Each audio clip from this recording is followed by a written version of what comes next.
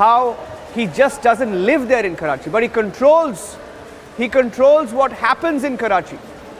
He controls what happens in Karachi. Who comes in from the Karachi airport, who gets out of the Karachi airport. He can even get people in and out without being stamped. So that tells you that complete control of the airport in Karachi, Pakistan was with the D gang, was with the Dawood gang. And I think it's a huge confession made by someone who is linked to the Dawood gang. This is the wife of Salim Fruit, once again in Mumbai, who's made this admission. Shivangi, just trying to get more reactions to the story as well as we stay on this, because this is a very, very big revelation that has been made, a testimony that's on record. So it's not just a version that they can deny, because over the years, you know, we have shown how he had a Pakistani address. We have dialed the wife of Dawood Ibrahim at one point, and his family was tracked down. Mehjabeen Sheikh, his family was tracked down, his address was tracked down, and his entire gang has been tracked down to Karachi. We know their addresses, where they stay, how they stay, the kind of protection they get from the Pakistan Army and the ISI, and it is you know, alarming, the control that they have over Karachi, because the Dawood gang, it appears, almost has control over the Pakistan government to some extent. Of course, they must have bought them out. It appears that they had control of the Karachi airport. These are explosive details, very explosive details. For the first time, this Karachi airport angle is emerging, and we should be able to get more details, because we're still going through the papers, Shivangi. We're going through the papers. We'll try and get more reactions as well to this story.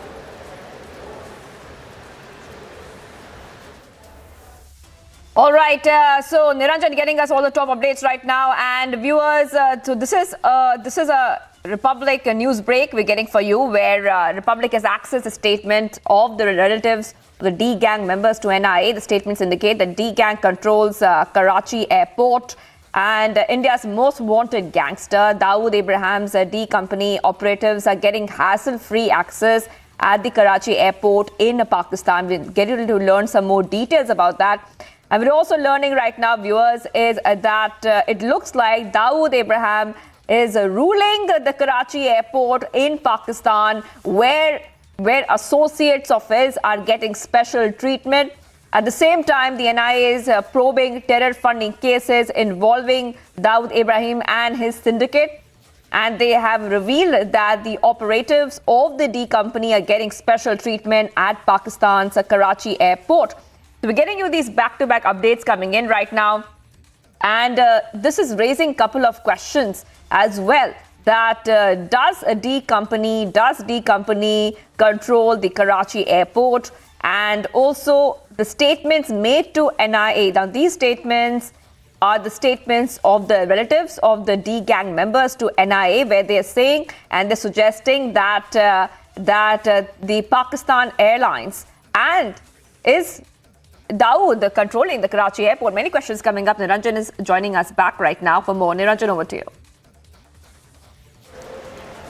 Well, yes, you know, these are details that we knew, but for the first time, you know, for the first time we are getting you know, something on record in terms of testimonies. This has been recorded as a statement, and not just one statement. There are several statements. We are trying to get more voices on this. We'll try and get more voices on this. We'll try and get Alisha and Shawan as well, because there are several aspects to this. One is the kind of control that they had on the Pakistani establishment and the Pakistani government, the airports in Pakistan, the ports in Pakistan, that people from Mumbai were taking flights from India, from Mumbai, going to Pakistan, not getting any stamp, exiting the airports without a stamp, entering the airport without a stamp, and you know, flying out of there to Dubai to make it seem like they were flying from Mumbai to Dubai, because those would technically be the only stamps that they have. So Chota Shakil, D gang having complete control of the airport in Karachi. I think Colonel RSN Singh is joining us on the phone line. Colonel RSN Singh, the Dawood files, details in the Dawood files showing the extent to which Dawood Company controls Pakistani army, Pakistani government, Pakistani airports. It seems like Karachi is their city. almost. No, it's only when you are a strategic asset for the country, you are given, such facilities and, access. It is not unusual for, for strategic assets like this in different countries, or intelligence agencies. This just goes to show that what is the, strategic cloud that he wields within the Pakistani establishment. For you and I, he may be just another underworld figure, a very significant underworld figure, or a smuggler, or someone who is dabbling in real estate and etc., or all the illegal activities. For what Pakistan, he's a strategic asset to be unleashed from time to time on the financial or the economic capital of India, and that is Mumbai. And therefore, I always maintain that Dawood Ibrahim has, he partially controls at least 3 activities in India, and that is politics, Bollywood, and cricket. So we all know it. It's an open secret. Just I dare somebody to come out with the contents of the Vohra committee, and you will have everything in black and white. But somehow you have, we are very, very, reluctant to acknowledge this. While we all talk in the private, there are leaders here, political leaders here in India who have been, flourishing under the patronage of Dawood Ibrahim, and it's not vice versa. No, absolutely. Politicians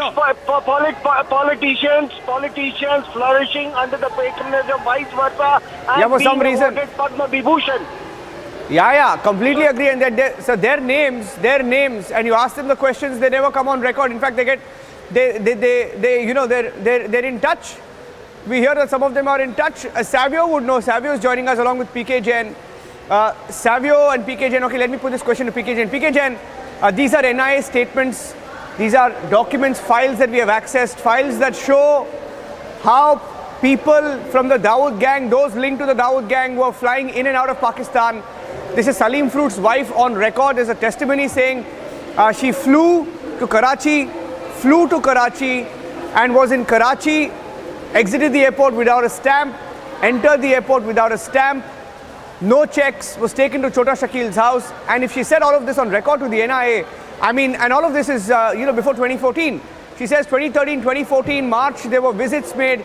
How is it that nobody knew about these visits? How is it that the police, the agencies in India, nobody had a clue about what was going on, PK Jain, if it did happen? The fact that Pakistan government's patronage was always extended to Dawood Ibrahim, much before the Mumbai blast took place. And the people used to earlier go via Dubai or via Iran. They would go to Pakistan and get the Pakistani passport. So they had a parallel passport available with them. Their passports were not stamped. They were clear. All the things are absolutely correct. The agencies have been in the know of the things. It takes time for the agencies to find out as to which person is flying under which name and under which Pakistani passport. Unfortunately, at that time, the biometrics and all these things were not in place. So it was, it was information-based or technical intelligence-based input, which would enable the agencies to take any action. Much more sophisticated. The agencies have also become much more sophisticated in terms of technology and in terms of tracking the immediate happenings in the neighboring country and in the enemy countries. So I think it's better in place. But it's a fact, all along Karachi Airport from Dubai.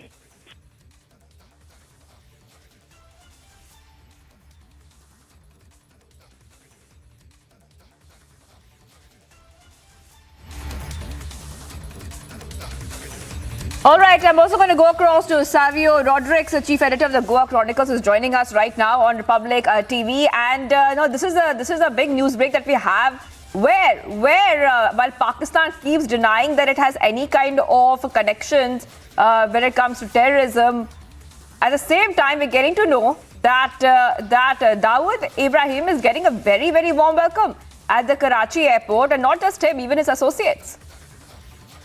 Well, that's not surprising because Pakistan and Dawood's relationship go back a couple of decades, and that's not rocket science or that's not intelligent information to the large section of the society because they know Pakistan and Dawood are connected.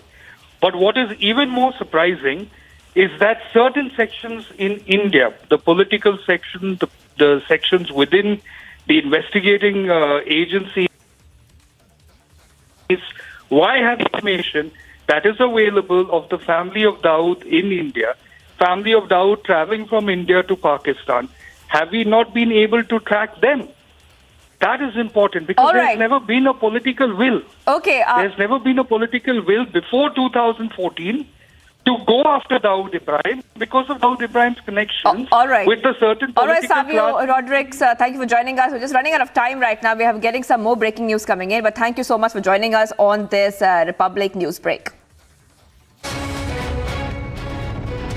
Spotlight is on BK Hariprasad, who is the leader of opposition in council for the Congress, where he's compared BJP cabinet ministers to prostitutes, and he's also gone on to state that helpless women sell their bodies for money, and in the same way the BJP netas went on and sold themselves to the BJP for their own selfish needs as well, and this is something which has not been taken kindly by the BJP party, and also the cabinet ministers too have gone on to hit out at BK Hariprasad, stating that his statements are distasteful, and such unparliamentary language and vulgar words should not be used as well. And now we will have to look in as to what the Congress has to say, because the BJP has been highlighting the double standards of the Congress, saying that they are launching schemes for the women, but they do not respect the women itself. So their whole scheme also loses steam in the upcoming 2023 elections.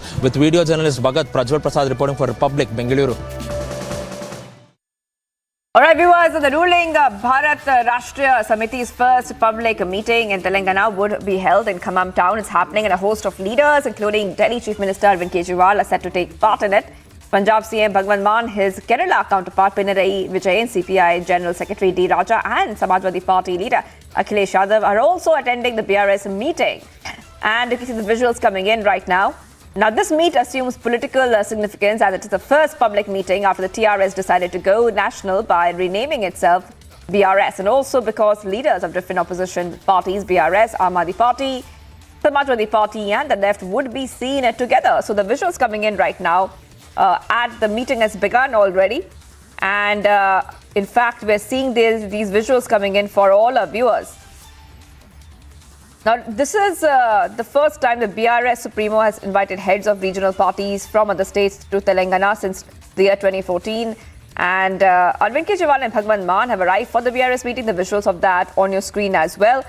And it does, of course, have a lot of political significance because KCR has been...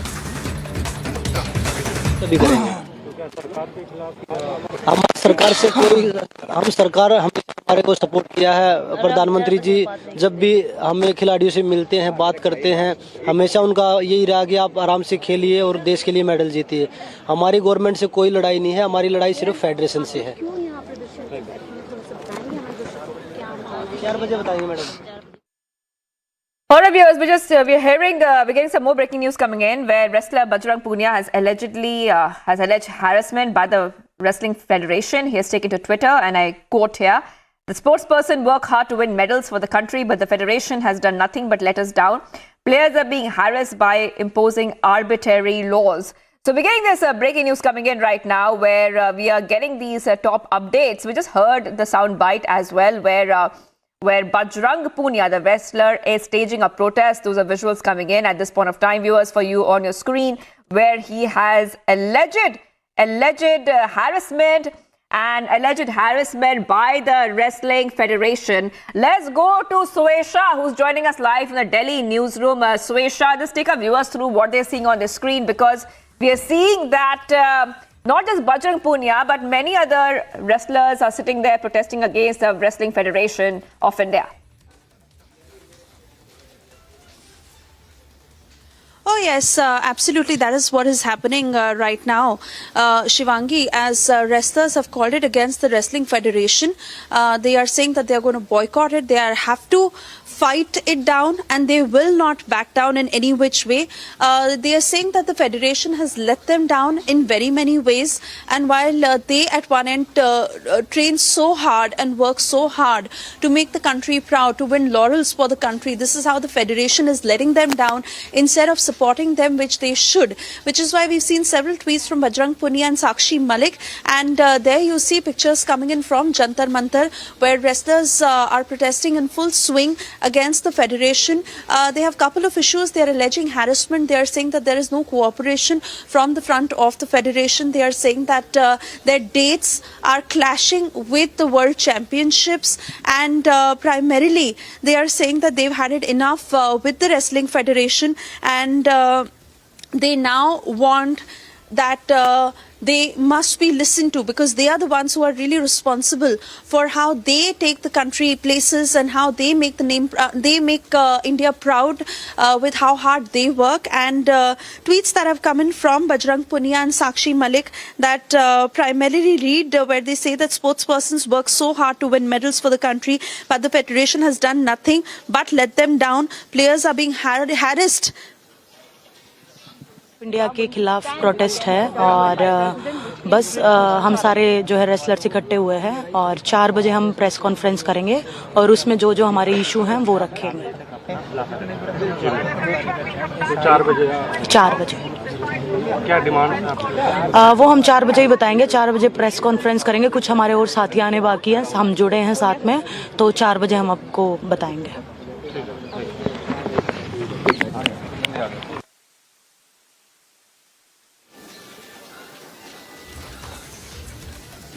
All right, so you just heard from Sakshi Malik, who's also joined the protest, and Bajrang Punia, of course, is leading it for all the wrestlers, where they are now raising their voice against the federation, saying that the federation has only let them down and has never supported them, and it is they who are really responsible.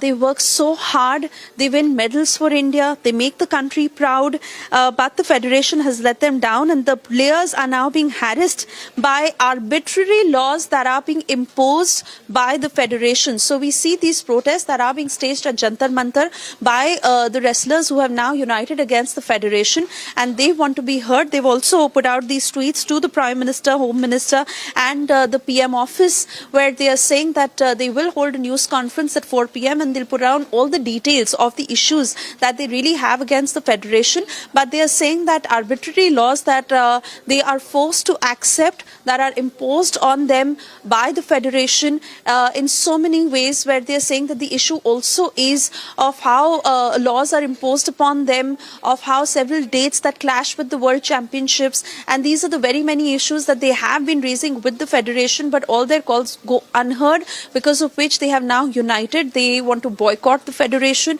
and they are reaching out to the Prime Minister and the Home Minister through their tweets. Bajrang Punia, Sakshi Malik leading this protest. We see how they are sitting at Jantar Mantar staging this protest, where they've come out in the open now, and they are voicing against the federation, saying that this cannot be the norm. This cannot go on any further like this. The federation just imposes its ways on the wrestlers, whereas they are the ones who actually work hard. They are the ones who toil it, and they are the ones who make the country proud by winning medals. And instead of the federation really cooperating with them and understanding what their needs are, they go on to impose arbitrary laws, and now the wrestlers are saying that they are unwilling to follow what the federation says anymore. देखिए भाई, demand कुछ नहीं है। जो तानाशाही चल रही है वो अब खिलाड़ी नहीं सहना चाहते, क्योंकि बहुत दिन से खिलाड़ियों को दबाया जा रहा था, और जो खुलासे होंगे वो 4 बजे होंगे। 3 से 4 बजे हम प्रेस कॉन्फ्रेंस करेंगे, उसमें सभी खुलासे करेंगे। आज एक बड़ा खुलासा जो लोगों को पता लगेगा कि भी रेसलिंग में ऐसा कुछ चल रहा है, तो वो खुलासे आज 3 से 4 बजे जब कॉन्फ्रेंस होगी तभी करेंगे। हम सरकार हमारे को सपोर्ट किया है। प्रधानमंत्री जी जब भी हमें खिलाड़ियों से मिलते हैं, बात करते हैं, हमेशा उनका यही रहा कि आप आराम से खेलिए और देश के लिए मेडल जीतिए। हमारी गवर्नमेंट से कोई लड़ाई नहीं है, हमारी लड़ाई सिर्फ फेडरेशन से है। हमारा रेसलिंग फेडरेशन ऑफ इंडिया के खिलाफ प्रोटेस्ट है, और बस हम सारे जो है रेसलर्स इकट्ठे हुए हैं और 4 बजे हम प्रेस कॉन्फ्रेंस करेंगे और उसमें जो जो हमारे इशू हैं वो रखेंगे। 4 बजे 4 बजे क्या डिमांड है आपकी? वो हम 4 बजे ही बताएंगे। 4 बजे प्रेस कॉन्फ्रेंस करेंगे। कुछ हमारे और साथी आने बाकी हैं, हम जुड़े हैं साथ में, तो 4 बजे हम आपको बताएंगे। All right, so we are getting those top bites coming in, top reactions coming in. In fact, India's top wrestlers are sitting there. We are seeing Vinesh Fogart, Sakshi Malik, Sangeeta Fogart, Bajrang, Sona Malik, Anshu. Many of these top wrestlers sitting there during a protest at Jantar Mantar against the Wrestling Federation of India's way of functioning, and they're also saying that there will be a press conference at around 4 p.m. when they will be speaking more about their demands that they want to put forward. So Isha, I think you're there with us still. Just take our viewers through exactly what we can expect next right now, because it looks like that these wrestlers have a lot of grievances.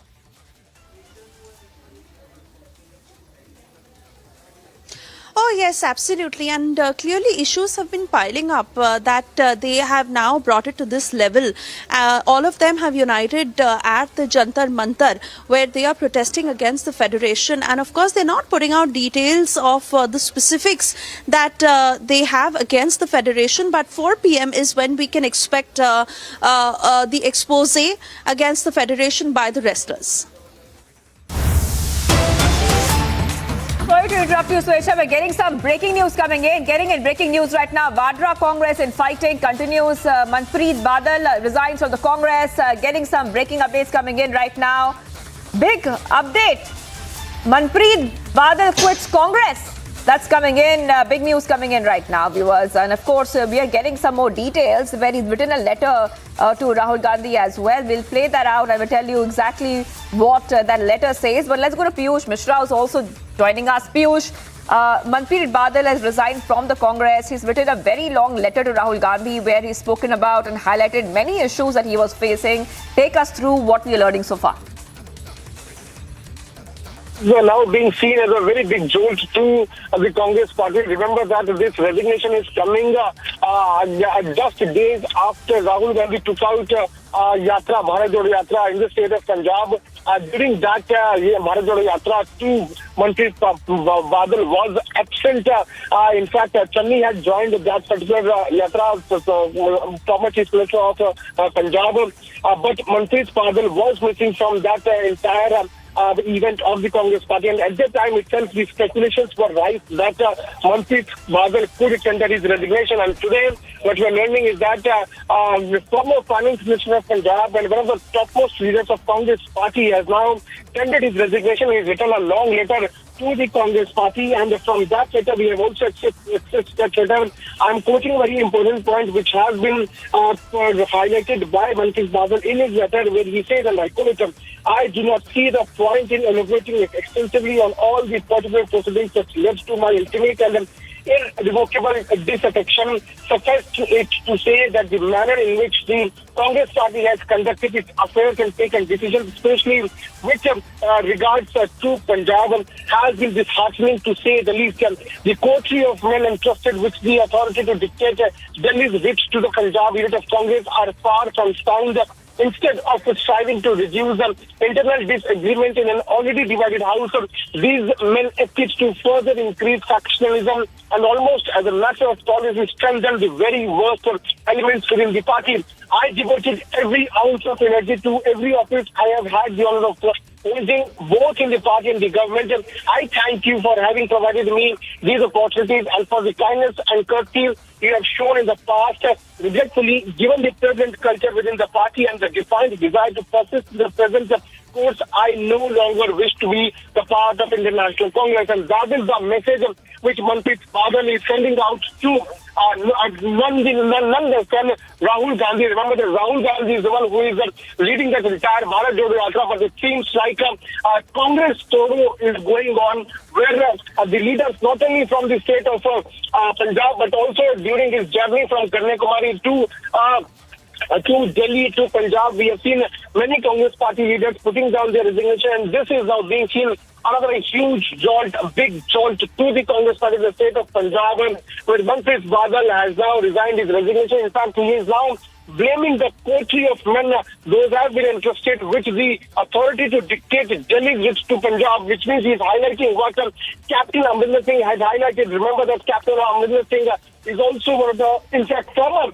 Congress leaders, one of the top faces of the Congress party. He also, when he had resigned his resignation at the time, also he had returned to Sonia Gandhi, and he also highlighted as to how there is that the Congress is now a divided house, and nobody is ready to listen or to address the concerns of the leaders of our state, particularly.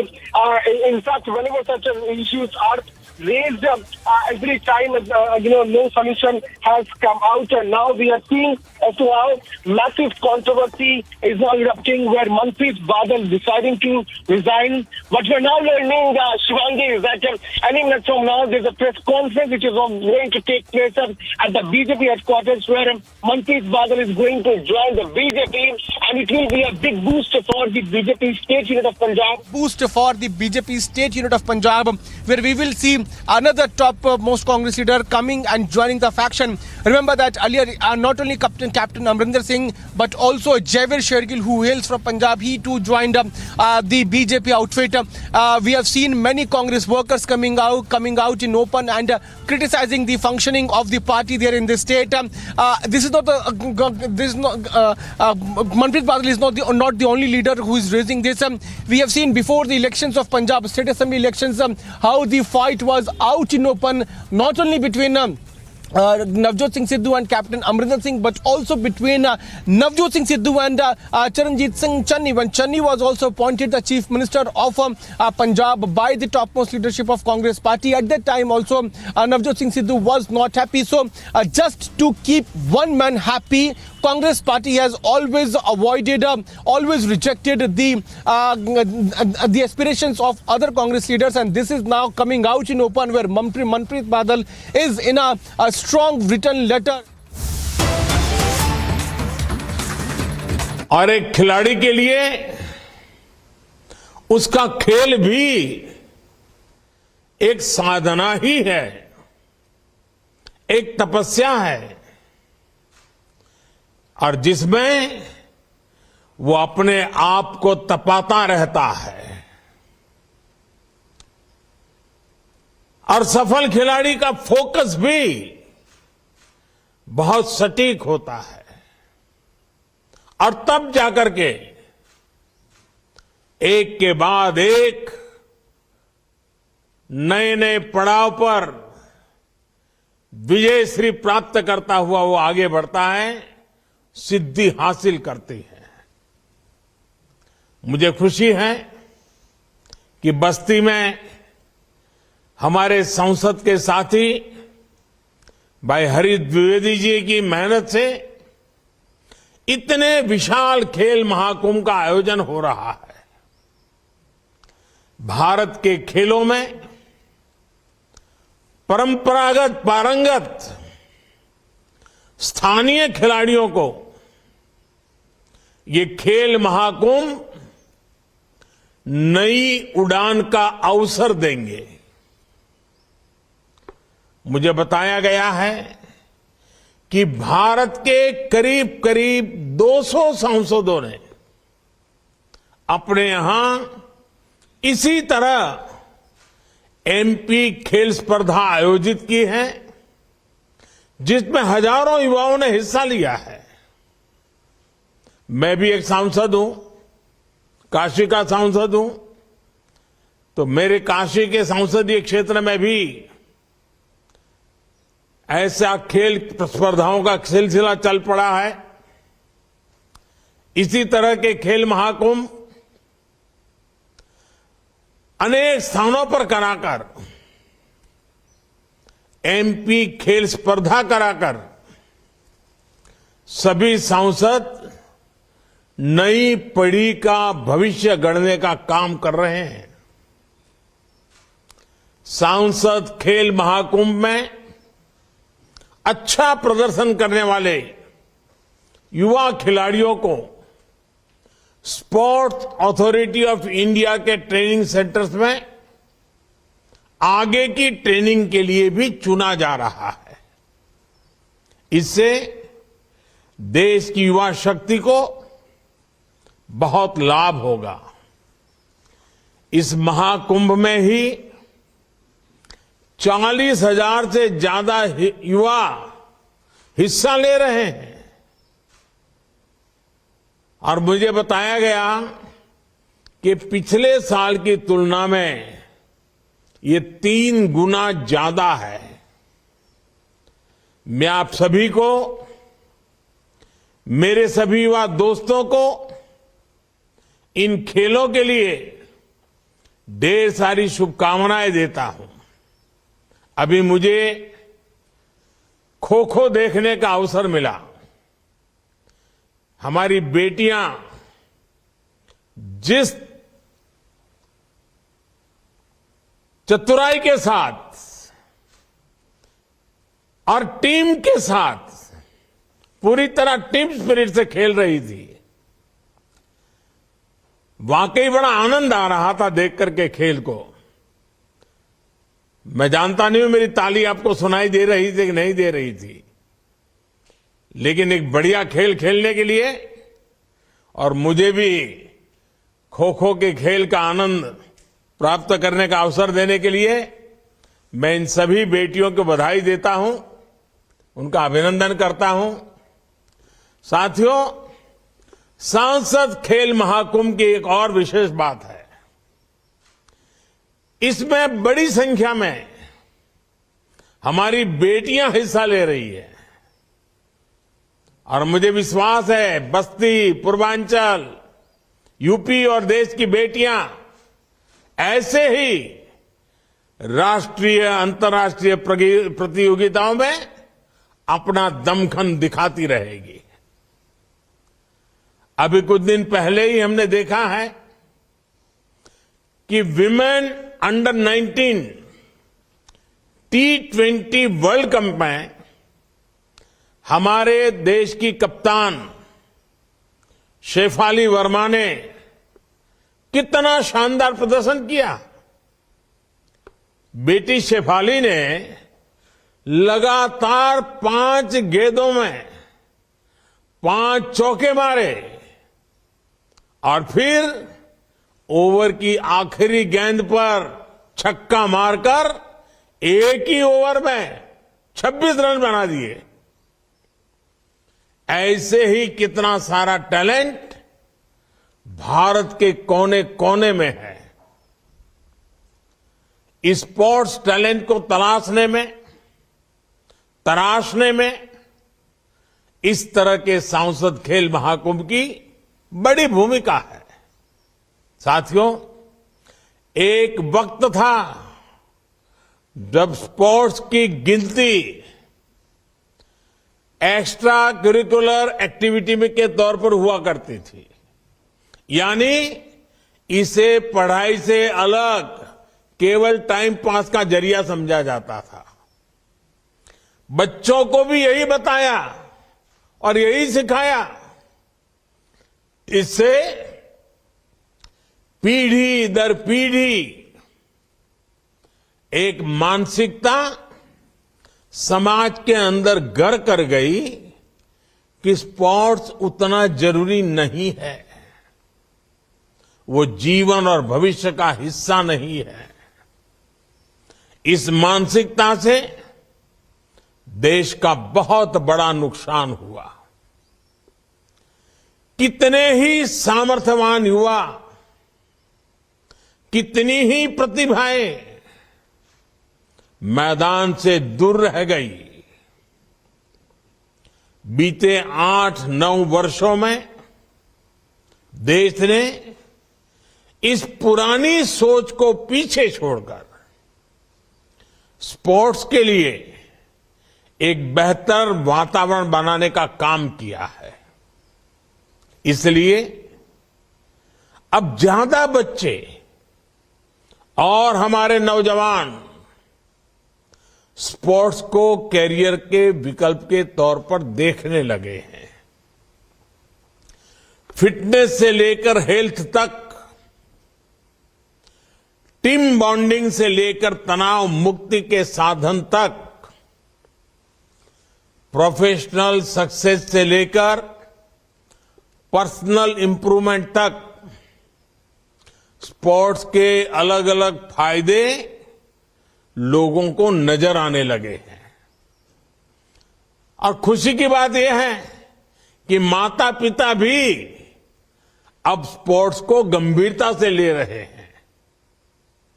ये बदलाव हमारे समाज के लिए भी अच्छा है, sports के लिए भी अच्छा है। स्पोर्ट्स को अब एक सामाजिक प्रतिष्ठा मिलने लगी है। और साथियों, लोगों की सोच में आए इस परिवर्तन का सीधा लाभ खेल के क्षेत्र में देश की उपलब्धियों पर दिख रहा है। आज भारत लगातार नए नए रिकॉर्ड बना रहा है। हमने ओलंपिक में अब तक का सर्वश्रेष्ठ प्रदर्शन किया। पैरालंपिक में भी अब तक का बेस्ट प्रदर्शन किया। अलग अलग खेलों के टूर्नामेंट्स में भारत का प्रदर्शन अब चर्चा का विषय बन रहा है। और साथियों, मेरे नौजवान साथियों, ये तो अभी शुरुआत है। अभी हमें और लंबी यात्रा करनी है। हमें नए लक्ष्यों को हासिल करना है। हमें कई नए रिकॉर्ड बनाने हैं। साथियों, स्पोर्ट्स एक स्किल है और एक स्वभाव भी है। स्पोर्ट्स एक टैलेंट है और ये एक संकल्प भी है। खेल के विकास में ट्रेनिंग का अपना महत्व है और साथ ही ये भी आवश्यक है कि खेल की प्रतियोगिताएं, स्पोर्ट्स टूर्नामेंट्स लगातार चलते रहने चाहिए। इससे खिलाड़ियों को अपनी ट्रेनिंग को लगातार टेस्ट करने का मौका मिलता है। अलग अलग क्षेत्रों में अलग अलग स्तर पर होने वाली खेल प्रतियोगिताएं खिलाड़ियों की बहुत मदद करती है। इससे खिलाड़ियों को अपने सामर्थ्य के बारे में तो पता चलता ही है, वो अपनी खुद की टेक्निक भी डेवलप कर पाता है। खिलाड़ियों के कोचेज को भी पता चलता है कि उसके शिष्य में, जिसको उसने सिखाया है, अभी कौन सी कमियां रह गई हैं, कहां सुधार की जरूरत है, कहां सामने वाला खिलाड़ी उस पर भारी पड़ रहा है। इसलिए ही संसद महाकुंभ से लेकर राष्ट्रीय खेलों तक खिलाड़ियों को ज्यादा से ज्यादा मौके दिए जा रहे हैं। इसलिए ही आज देश में ज्यादा से ज्यादा यूथ गेम्स हो रहे हैं, यूनिवर्सिटी गेम्स हो रहे हैं, विंटर गेम्स हो रहे हैं। इन गेम्स में हर साल हजारों खिलाड़ी हिस्सा ले रहे हैं। खेलो इंडिया अभियान के तहत हमारी सरकार खिलाड़ियों को आर्थिक मदद भी दे रही है। इस समय देश में 2500 से ज्यादा एथलीट्स ऐसे हैं जिन्हों खेलो इंडिया अभियान के तहत हर महीने 50,000 रुपये से ज्यादा दिए जा रहे हैं। ओलंपिक में जाने वाले खिलाड़ियों को हमारी सरकार की target Olympic podium scheme top से बहुत मदद मिल रही है। इस स्कीम के तहत भी हर महीने करीब करीब 500 खिलाड़ियों को आर्थिक मदद दी जा रही है। अंतर्राष्ट्रीय स्तर के कुछ खिलाड़ियों की जरूरत को देखते हुए सरकार ने उन्हें 2.5 करोड़ रुपए से लेकर 7 करोड़ रुपए तक की मदद की है। साथियों, आज का नया भारत स्पोर्ट्स सेक्टर के सामने मौजूद हर चुनौती के समाधान का भी प्रयास कर रहा है। हमारे खिलाड़ियों के पास पर्याप्त संसाधन हो, ट्रेनिंग हो, टेक्निकल नॉलेज हो, इंटरनेशनल एक्सपोजर हो, उनके चयन में पारदर्शिता हो, इन सभी पर जोर दिया जा रहा है। आज बस्ती और ऐसे ही दूसरे जिलों में खेलों से जुड़े इंफ्रास्ट्रक्चर तैयार किए जा रहे हैं, स्टेडियम बनाए जा रहे हैं, कोचेज की व्यवस्था की जा रही है। देश भर में 1000 से ज्यादा खेलो इंडिया डिस्ट्रिक्ट सेंटर्स भी बनाए जा रहे हैं। मुझे खुशी है कि इनमें से 750 से ज्यादा सेंटर्स बनकर तैयार भी हो चुके हैं। देश भर के सभी प्ले फील्ड्स की जियो टैगिंग भी की जा रही है ताकि खिलाड़ियों को ट्रेनिंग मिलने में परेशानी ना हो। सरकार ने नॉर्थ ईस्ट के युवाओं के लिए मणिपुर में स्पोर्ट्स यूनिवर्सिटी का निर्माण किया है और यूपी के मेरठ में भी स्पोर्ट्स यूनिवर्सिटी का भी निर्माण किया जा रहा है। और मुझे बताया गया है कि यूपी में अनेकों नए स्टेडियम तैयार हो चुके हैं। खेलों को बढ़ावा देने के लिए यूपी के अनेक जिलों में स्पोर्ट्स हॉस्टल भी चलाए जा रहे हैं। राष्ट्रीय स्तर की सुविधाएं अब स्थानीय स्तर पर पहुंचाने का भी प्रयास है। यानी आपके पास, मेरे नौजवान साथियों, आपके पास अपार अवसर है। अब आपको जीत का झंडा लहराना है, देश का नाम रोशन करना है। साथियों, हर खिलाड़ी जानता है कि उसके लिए फिट रहना कितना जरूरी है और उसमें फिट इंडिया मूवमेंट की अपनी भूमिका रही है। फिटनेस पर ध्यान देने के लिए आप सभी एक और काम जरूर करें। अपने जीवन में योग को शामिल करें। योग से आपका शरीर भी स्वस्थ रहेगा और आपका मन भी जागृत रहेगा। इसका लाभ आपको आपके खेल में भी मिलेगा। इसी तरह हर खिलाड़ी के लिए पौष्टिक भोजन भी उतना ही जरूरी होता है।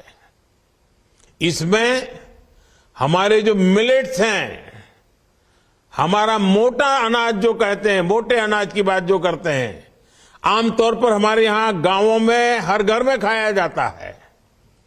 ये मिलेट्स की भोजन में बहुत बड़ी भूमिका हो सकती है।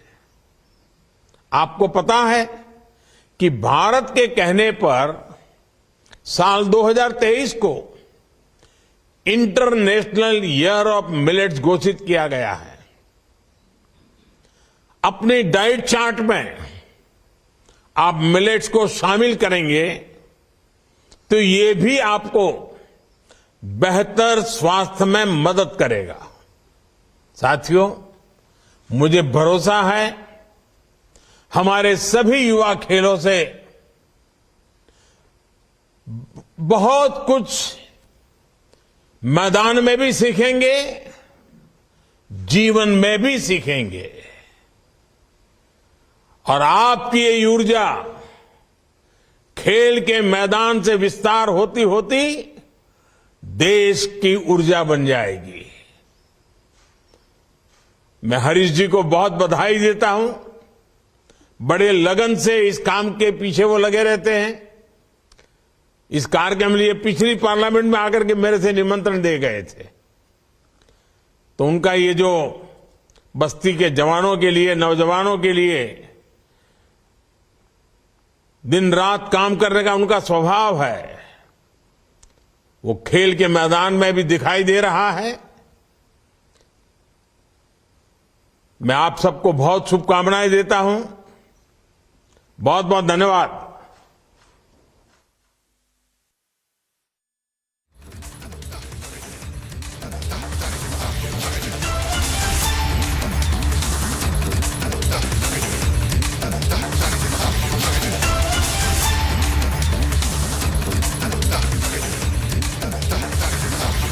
Prime Minister at the Khel Mahakumbh unveiling the very same, as he says that there are new opportunities for sporting talent in the country. Concluding that very address, Prime Minister at the Khel Mahakumbh inaugurating the Sansad Khel Mahakumbh 2023.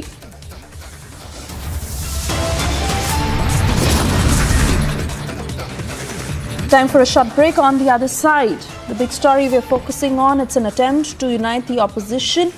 KCR organizing that big rally in Telangana's Khammam.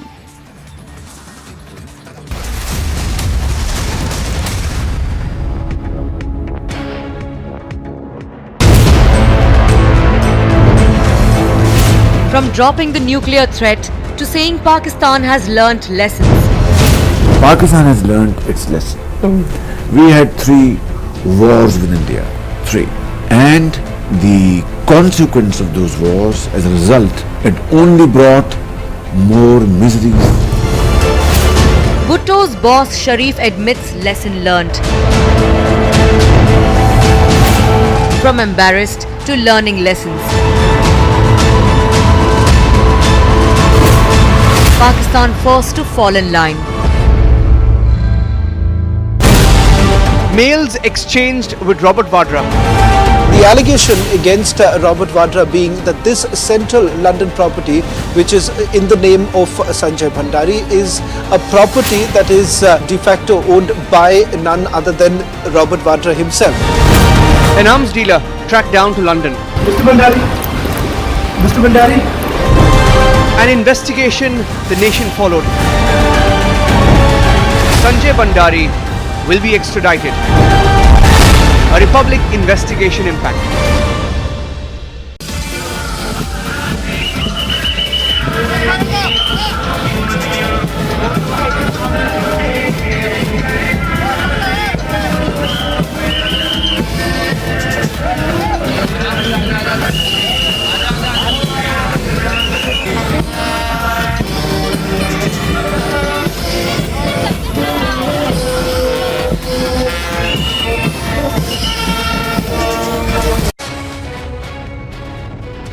Are now being found out with the photos and videos leaked on social media, which shows that History Sheeter has been allowed to celebrate his birthday, and there are over 30 to 35 people along with this rowdy Sheeter by the name of Kiran in the Ramnagar jail, where there has been a huge decoration which has been put up inside cell number 2 as well, and this comes on the backdrop of an inmate from Hindalga jail, Jayesh Pujari, making threat calls to the Union Minister Nitin Gadkari. So this has now gone on to point out to the fact that there has been several questions raised about the safety in the jail as well as the strict measures that will be taken by the police officials, because somewhere the lackadaisical attitude of the police officials is seen, and also the prisoners are able to get through mobile phones, food and liquor for celebration as well. So who's gone on to give these permission to these accused is one of the questions that is being asked. And also in terms of the infrastructure, the jails in Karnataka or across Karnataka will have to go on and improve on it,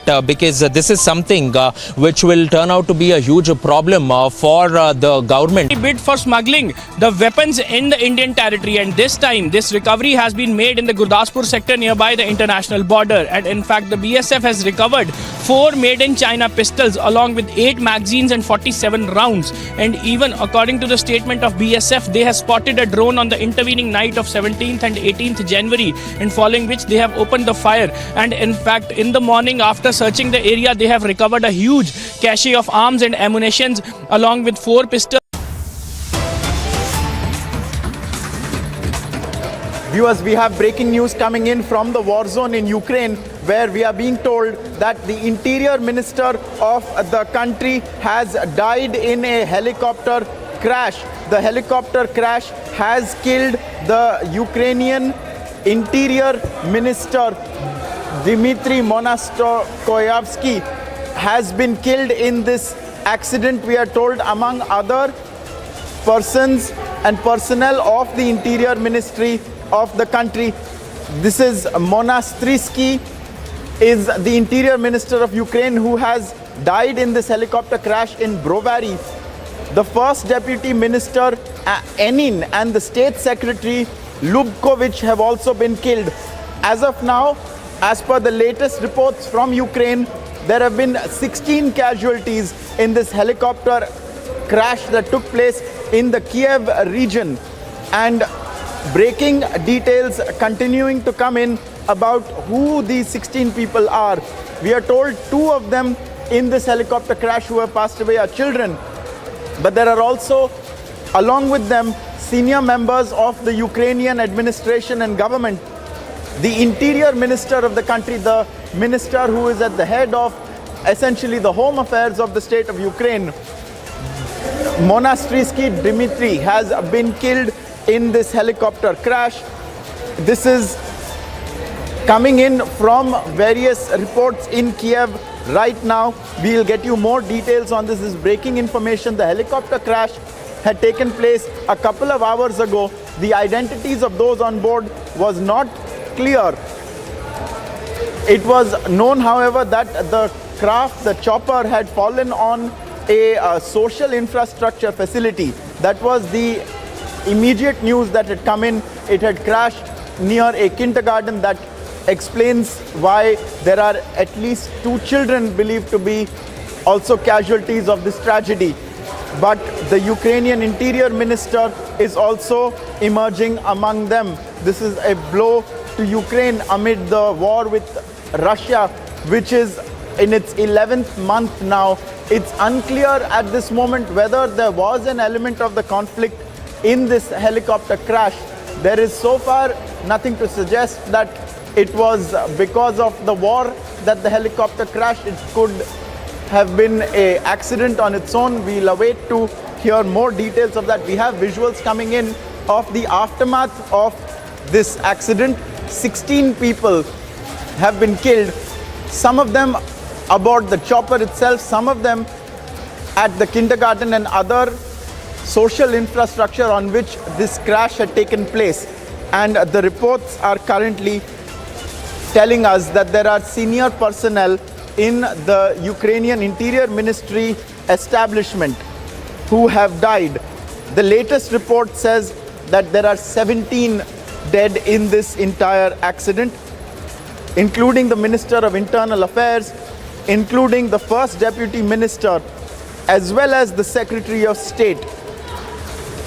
These are breaking updates coming in as this war-torn country struggles to come to grips with what has been inflicted upon it in the last year or so. We've seen how, after a brief respite where Russia appeared to have been beaten back on a number of fronts, the Russian troops have mounted a renewed counter-attack. However, it's not clear whether this helicopter accident is as a result of the war. It certainly looks to have taken place in an area that is occupied. There is at least a large 3-story building there. And as you can see in the visuals, there are flames leaping from at least a couple of compounds. The true scope of this helicopter accident appears to be quite large, and the casualties have also been confirmed to have taken place from both those who were on board the ill-fated aircraft and also those who were on the ground there.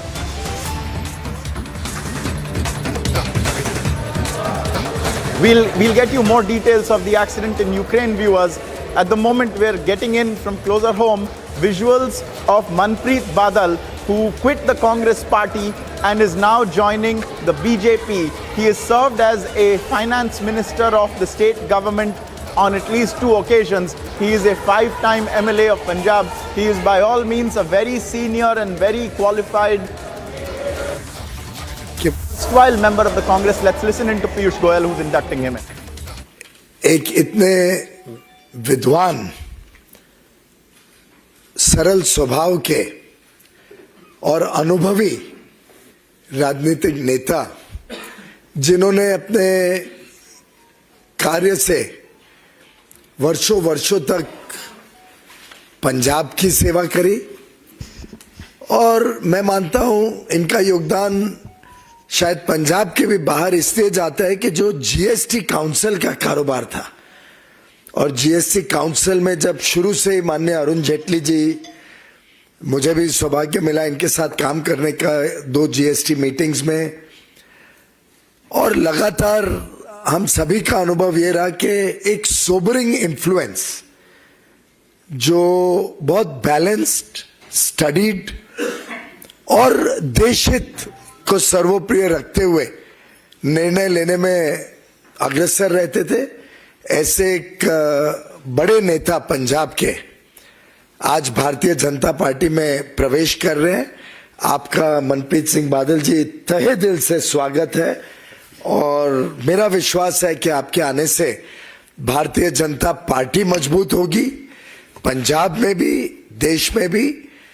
हमारा जो एक अटूट रिश्ता है सिख समुदाय के साथ, और माननीय प्रधानमंत्री नरेंद्र मोदी जी ने जिस प्रकार से लगातार गत 8 साढ़े 8 वर्षों में अलग अलग तरीके से सिख समाज के साथ सिखों की बात, सिखों की चिंताओं के ऊपर गंभीरता से निर्णय लेना। हाल में ही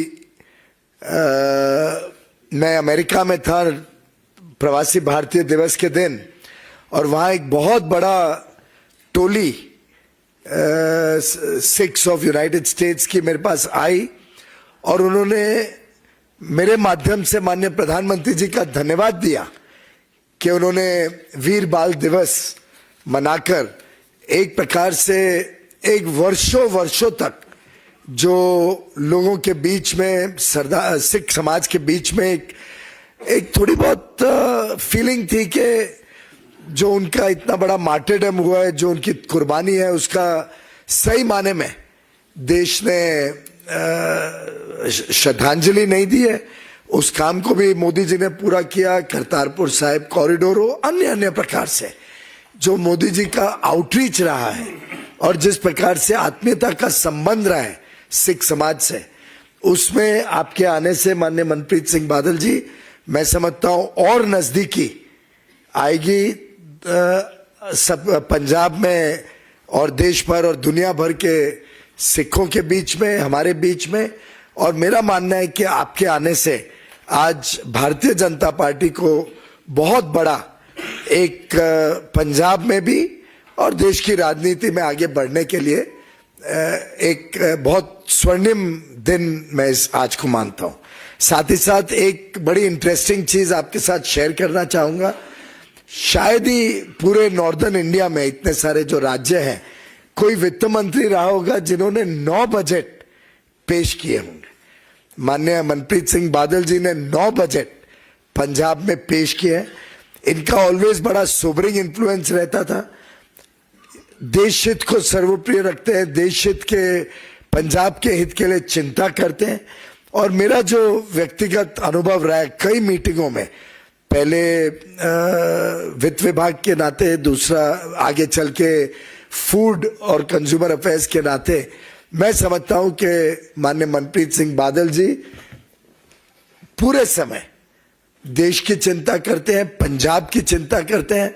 आज सुबह भी जब हमारी मुलाकात हुई तो उनके दिल की बातें निकल रही थी, जिसमें पंजाब में जिस प्रकार से अराजकता फैली हुई है, जिस प्रकार से पंजाब फाइनेंशियली वीक होते जा रहा है, जो नीतियां पंजाब में आज के दिन बन रही हैं, उससे जो चिंता उन्होंने व्यक्त की, मैं समझता हूं इनका संवेदनशील व्यक्तित्व उसमें मुझे एक झलक मिली।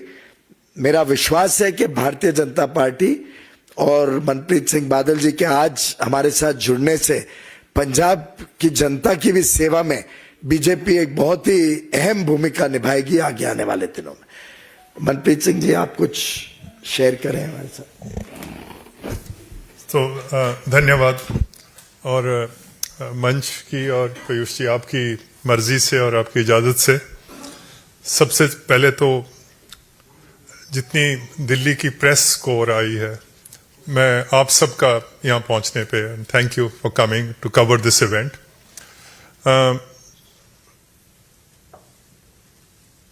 आज बैठे हैं तो सबसे मैं पीयूष जी का धन्यवाद करता हूँ।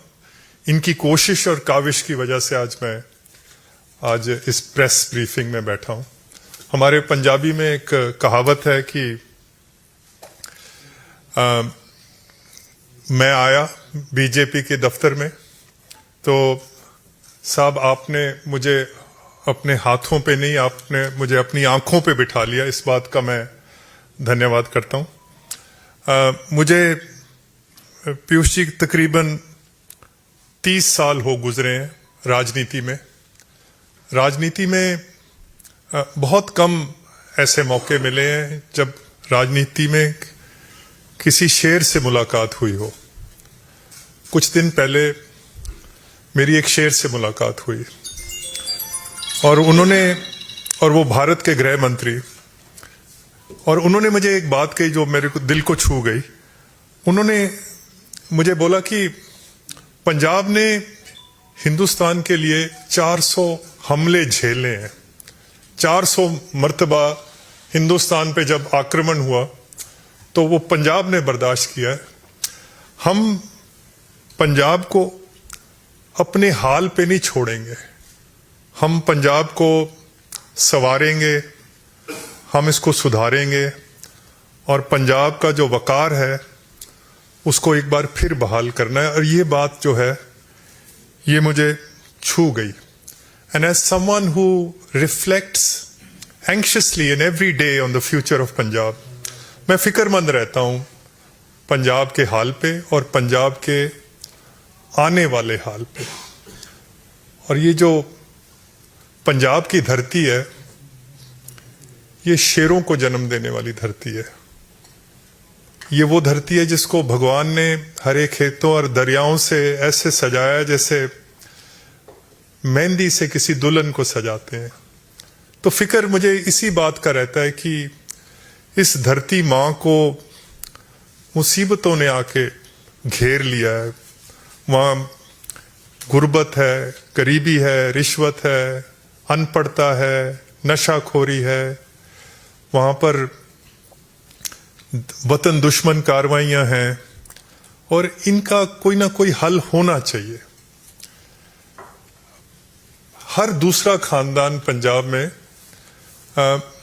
पाकिस्तान से आके बसा हुआ है। Every second family has actually emigrated from Pakistan. और आपकी तो उम्र बहुत कम है, शायद इसको आपको दिलचस्पी भी इसकी आपको कम होगी, पर 10 लाख आदमी थे जो जब हिंदुस्तान और पाकिस्तान का विभाजन हुआ तो 10 लाख आदमी कत्ल हुआ हमारा। लाखों माएँ थी हमारी जिनके सिरों से चादरें छीन ली गई। हमारी बेटियां थी जिनके सिरों से दुपट्टे नोच लिए गए। लाखों बुजुर्ग थे हमारे जिनकी जवान लाठियां थी जो बुढ़ापे का सहारा थी वो टूट गई।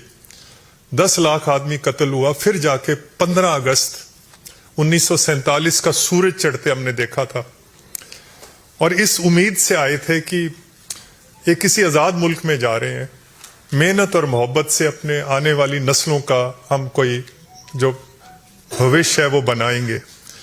तो इस बात का हमेशा हमें पंजाब वाले लोगों को ये फिक्र रहता है कि वो जो सपने थे वो सपने जो हैं वो साकार होने चाहिए। तो वैसे तो कभी आपने नहीं सुना होगा कि बुज़दिल और पंजाबी मायूसी और पंजाबी, ये दरअसल दो जो शब्द हैं वो एक सांस में जमा नहीं हो सकते। आपने कभी नहीं सुना होगा कि ये बुजदिल पंजाबी है या मायूस पंजाबी है।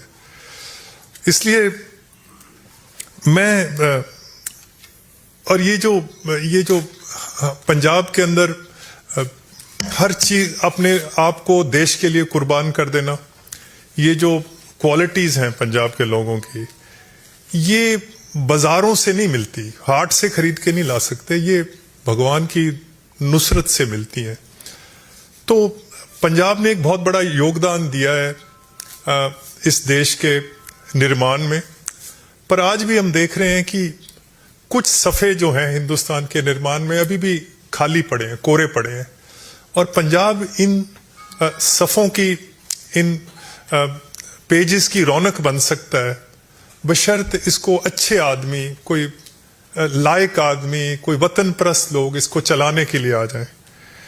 तो आज इसी फिक्र के साथ आज भारतीय जनता पार्टी इस आस और उम्मीद के साथ यहाँ शामिल हो रहे हैं कि कोई शख्सियत प्रस्त इंसान नहीं है, पर भारतीय जनता पार्टी का और प्रधानमंत्री मोदी जी का एक ट्रैक रिकॉर्ड है हिंदुस्तान के लिए।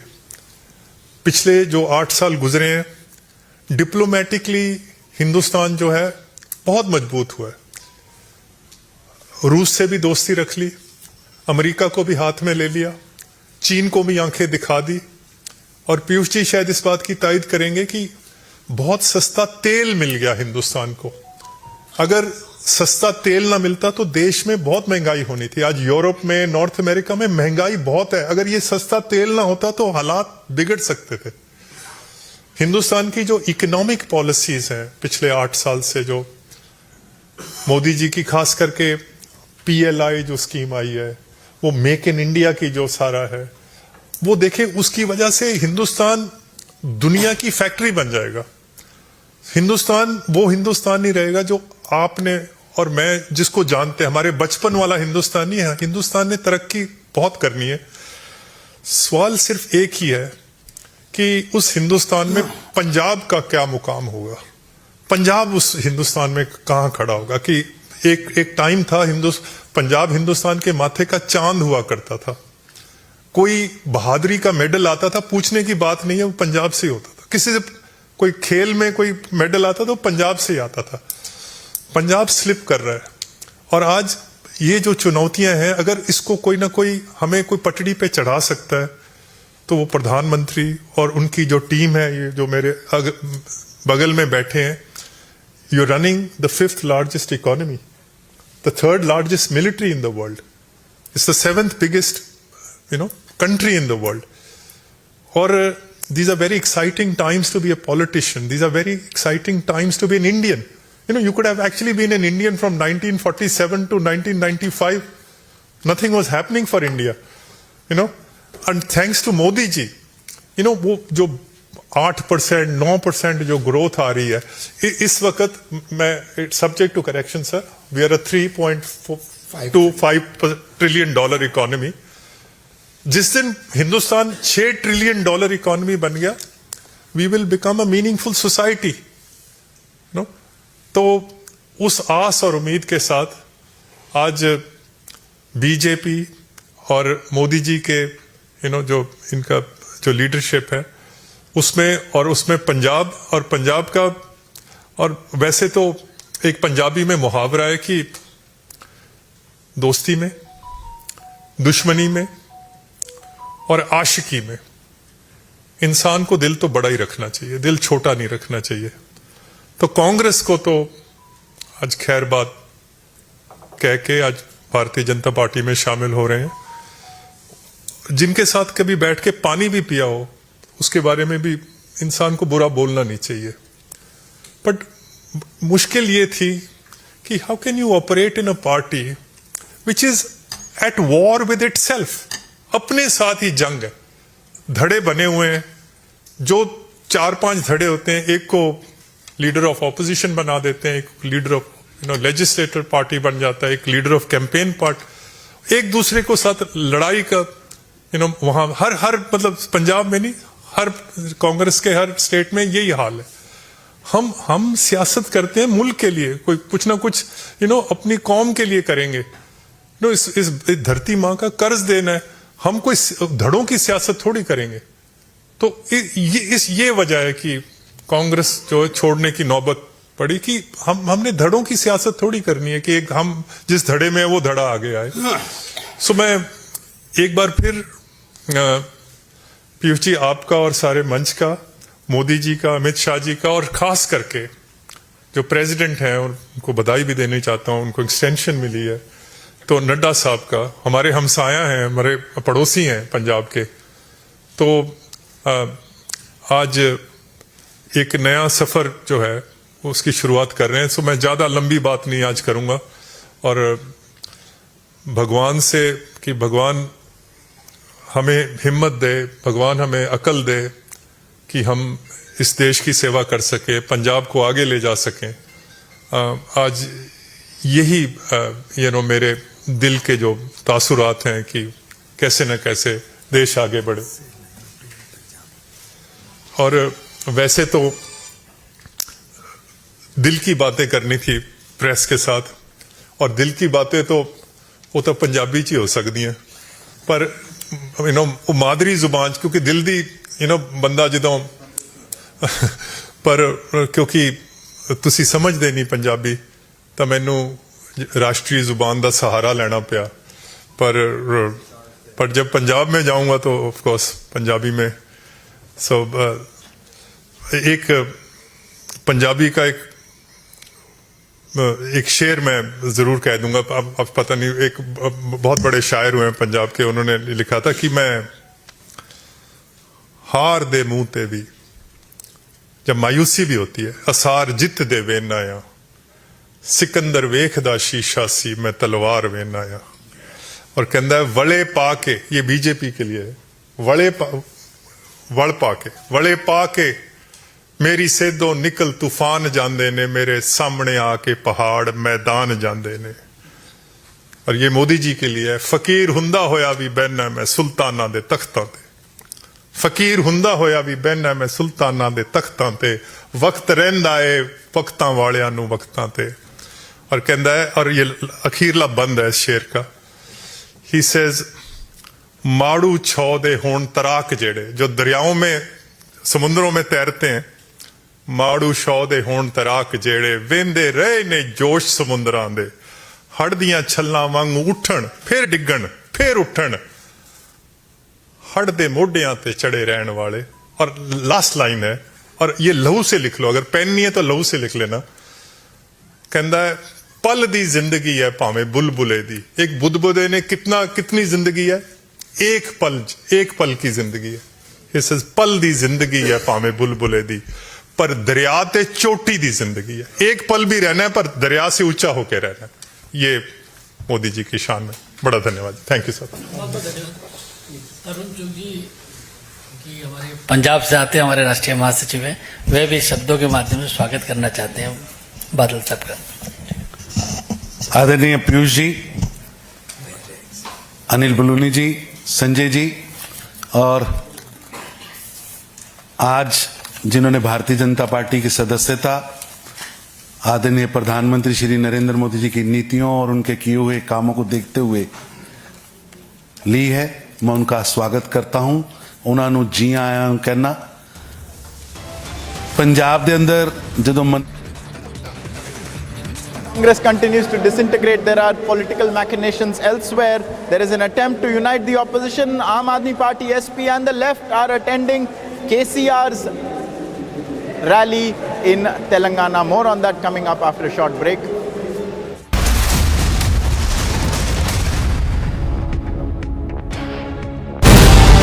Mails exchanged with Robert Vadra. The allegation against Robert Vadra being that this central London property, which is in the name of Sanjay Bhandari, is a property that is de facto owned by none other than Robert Vadra himself. An arms dealer tracked down to London. Mr. Bhandari. Mr. Bhandari. An investigation the nation followed. Sanjay Bhandari will be extradited. A Republic investigation impact.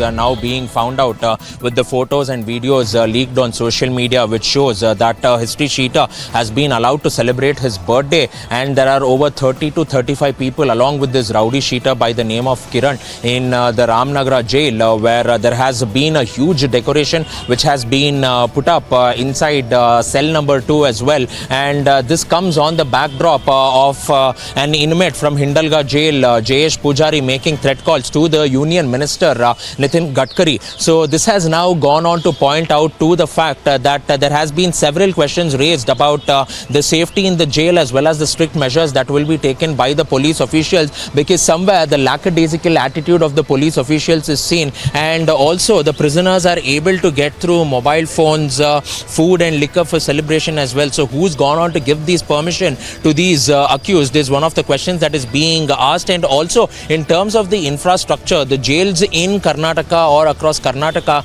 will have to go on and improve on it, because this is something which will turn out to be a huge problem for the government. Bid for smuggling the weapons in the Indian territory, and this time this recovery has been made in the Gurdaspur sector nearby the international border, and in fact the BSF has recovered 4 made in China pistols along with 8 magazines and 47 rounds, and even according to the statement of BSF, they have spotted a drone on the intervening night of 17th and 18th January, and following which they have opened the fire. And in fact in the morning, after searching the area, they have recovered a huge cache of arms and ammunitions along with 4 pistols and 8 magazines and 47 rounds, and further the search is going on to find out who are the ground workers of these consignments supposed to be collected by whom, and in fact further investigation is on with the help of the local police. And even this time this recovery was made in the Gurdaspur sector, where this drone has dropped the weapon consignment that was recovered by the BSF nearby the international border.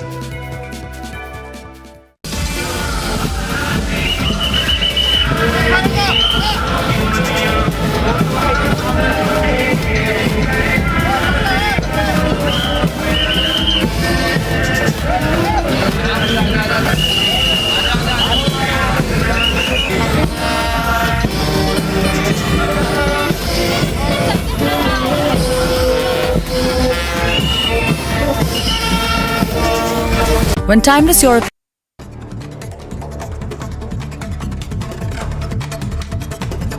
Update viewers on a story we are tracking. A BSF Jawan was attacked in an operation to track 4 Bangladeshi smugglers who were reportedly trying to enter through the Bangladesh border adjoining West Bengal. According to BSF sources, 4 Bangladeshi smugglers were entering India illegally. An FIR has also been lodged at the Chhapra police station by the BSF.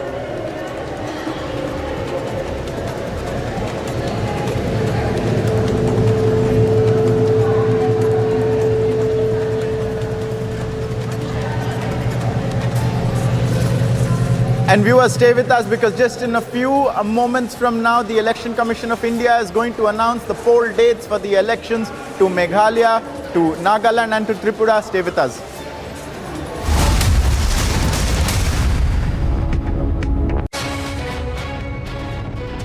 Are now being found out with the photos and videos leaked on social media, which shows that History Sheeter has been allowed to celebrate his birthday, and there are over 30 to 35 people along with this rowdy sheeter by the name of Kiran in the Ramnagar jail, where there has been a huge decoration which has been put up inside cell number 2 as well, and this comes on the backdrop of an inmate from Hindalga jail, Jayesh Pujari, making threat calls to the Union Minister Nitin Gadkari. So this has now gone on to point out to the fact that there has been several questions raised about the safety in the jail as well as the strict measures that will be taken by the police officials, because somewhere the lackadaisical attitude of the police officials is seen, and also the prisoners are able to get through mobile phones, food and liquor for celebration as well. So who's gone on to give these permission to these accused is one of the questions that is being asked. And also in terms of the infrastructure, the jails in Karnataka Karnataka or across Karnataka will have to go on and improve on it because this is something which will turn out to be a huge problem for the government. Bid for smuggling the weapons in the Indian territory, and this time this recovery has been made in the Gurdaspur sector nearby the international border. And in fact, the BSF has recovered 4 made in China pistols along with 8 magazines and 47 rounds. And even according to the statement of BSF, they have spotted a drone on the intervening night of 17th and 18th January, and following which they have opened the fire. And in fact, in the morning after searching the area, they have recovered a huge cache of arms and ammunitions along with 4 pistols and 8 magazines and 47 rounds. And further, the search is going on to find out who are the ground workers of these consignments supposed to be collected by whom. And in fact, further investigation is on with the help of the local police. And even this time, this recovery was made in the Gurdaspur sector, where this drone has dropped the weapon consignment that was recovered by the BSF nearby the international border. Mails exchanged with Robert Vadra. The allegation against Robert Vadra being that this central London property, which is in the name of Sanjay Bhandari, is a property that is de facto owned by none other than Robert Vadra himself. An arms dealer tracked down to London. Mr. Bhandari. Mr. Bhandari. An investigation the nation followed. Sanjay Bhandari will be extradited. A Republic investigation impact. Are now being found out with the photos and videos leaked on social media, which shows that History Sheeter has been allowed to celebrate his birthday, and there are over 30 to 35 people along with this rowdy Sheeter by the name of Kiran in the Ramnagar jail, where there has been a huge decoration which has been put up inside cell number 2 as well. And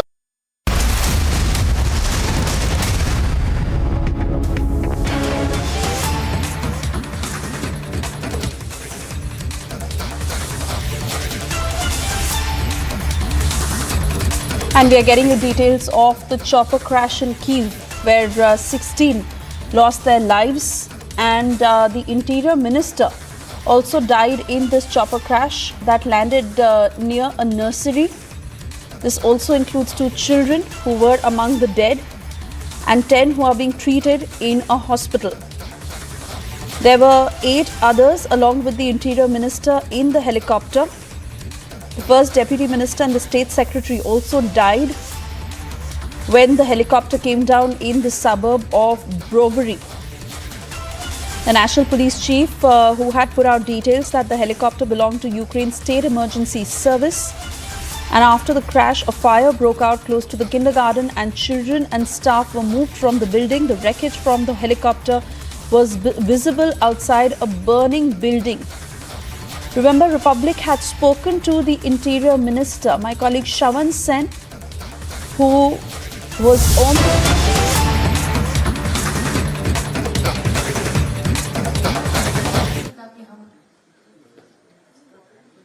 Good afternoon and welcome to this press conference of the Election Commission of India. Good afternoon and welcome to this press conference of the Election Commission of India. Present amidst us is the ECI team led by Chief Election Commissioner Shri Rajiv Kumar and Election Commissioners Shri Anup Chandra Pandey and Shri Arun Goyal. एक audio नहीं आ रहा है आपको? Audio team please check कर लें. अभी तो आपका टेस्ट चेक किया था, आपने कहा ठीक है.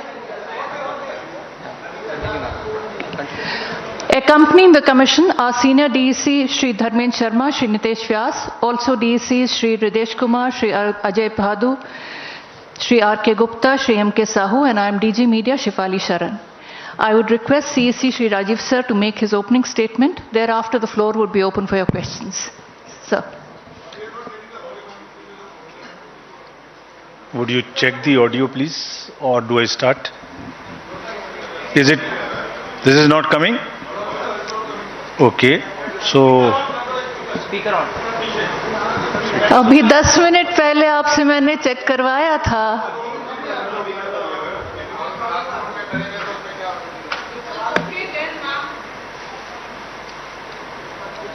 So was somebody, some technical team here to check it?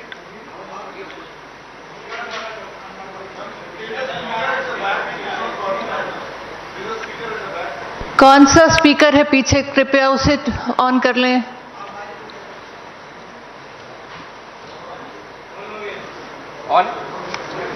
This is working now.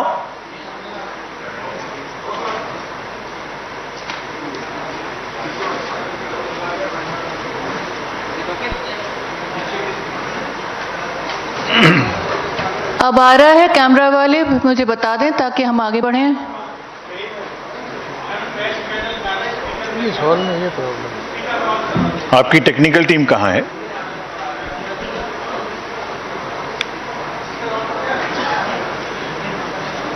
ऊपर कौन है? रंजीत है, कौन है ऊपर?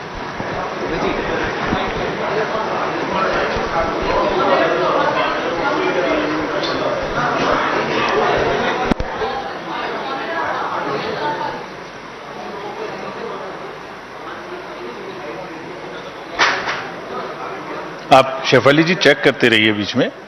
If it is coming they can tell us. Please let me know if you are now getting it. ऊपर से उन्होंने ऑन तो कर दिया है।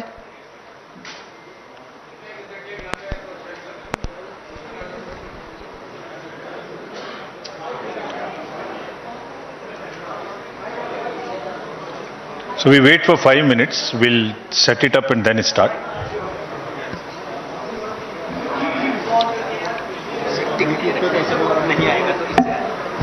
आप लोगों के माइक्स अगर आपको यहाँ डायस पे देने हो तो यहाँ आके रखिए फिर। नाउ मैम यूट्यूब पे लाइव दे रहा है।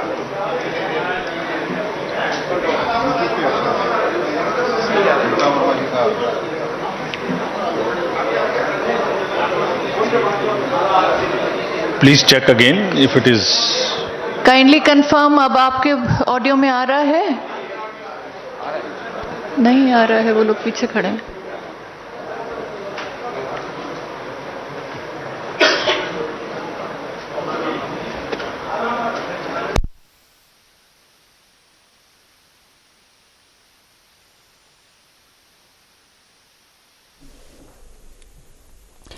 All right, so those are pictures from the live briefing of the Election Commission as the audio checks are just underway.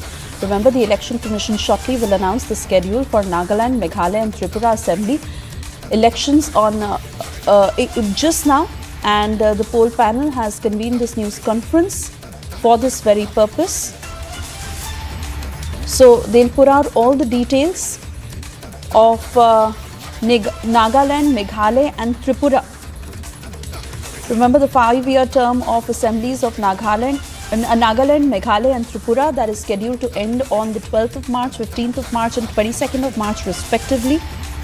A series of meetings that were held last week after a team headed by the Chief Election Commissioner Rajiv Kumar had visited the 3 northeastern states, and these meetings were held with the political parties of the 3 states, civil officials and central security officials. Now that news conference that is set to begin any minute, in fact has already begun, just last minute tech checks that are happening as the dates will now be announced.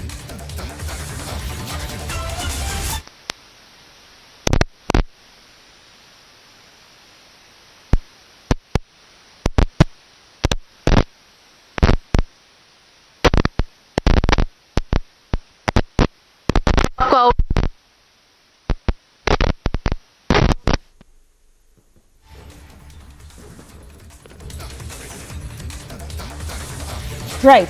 So the EC to announce dates for the 3 northeastern states and the election schedule for Nagaland. Okay. Thank you very much.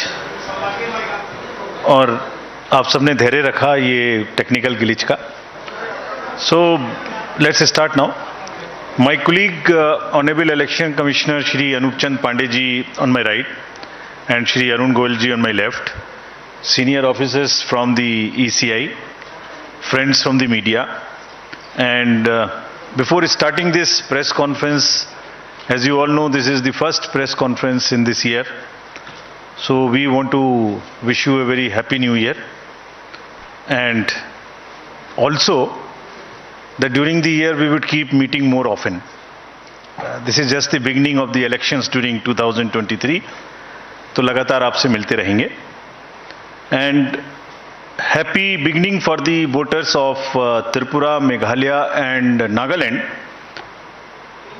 to join in the festival of democracy.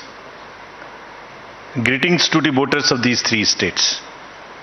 As you may be aware, the term of legislative assemblies of the three states of Nagaland, Meghalaya and Tripura are respectively coming to an end on 12 March, 15 March, 22 March. तीनों assemblies का जो term है वो इस दिन खत्म हो रहा है. The three states have 60 assembly constituencies each. Nagaland has 59 STs and just one general. Meghalaya 57 STs and 5 general, whereas Tripura has 30 general, 10 SCs and 20 STs. So friends, women participation in these three states in the earlier elections has been higher than the male participation. So it's a very happy trend to report to you.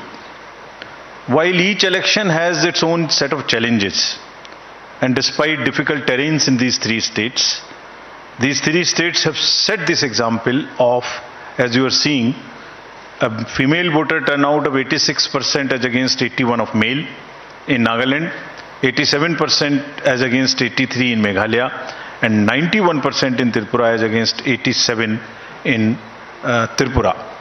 तो इन सभी राज्यों में महिलाओं की भागीदारी voting में ज़्यादा रही है और ये विषय हम पूरे देश के समक्ष भी रखना चाहते हैं ताकि this is a goal to aspire for us and also all are proud women voters of the country.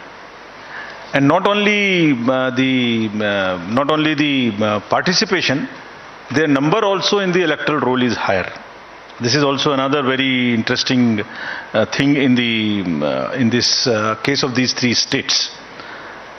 All the 60 general assemblies, general assembly constituencies would go to the poll in these three states.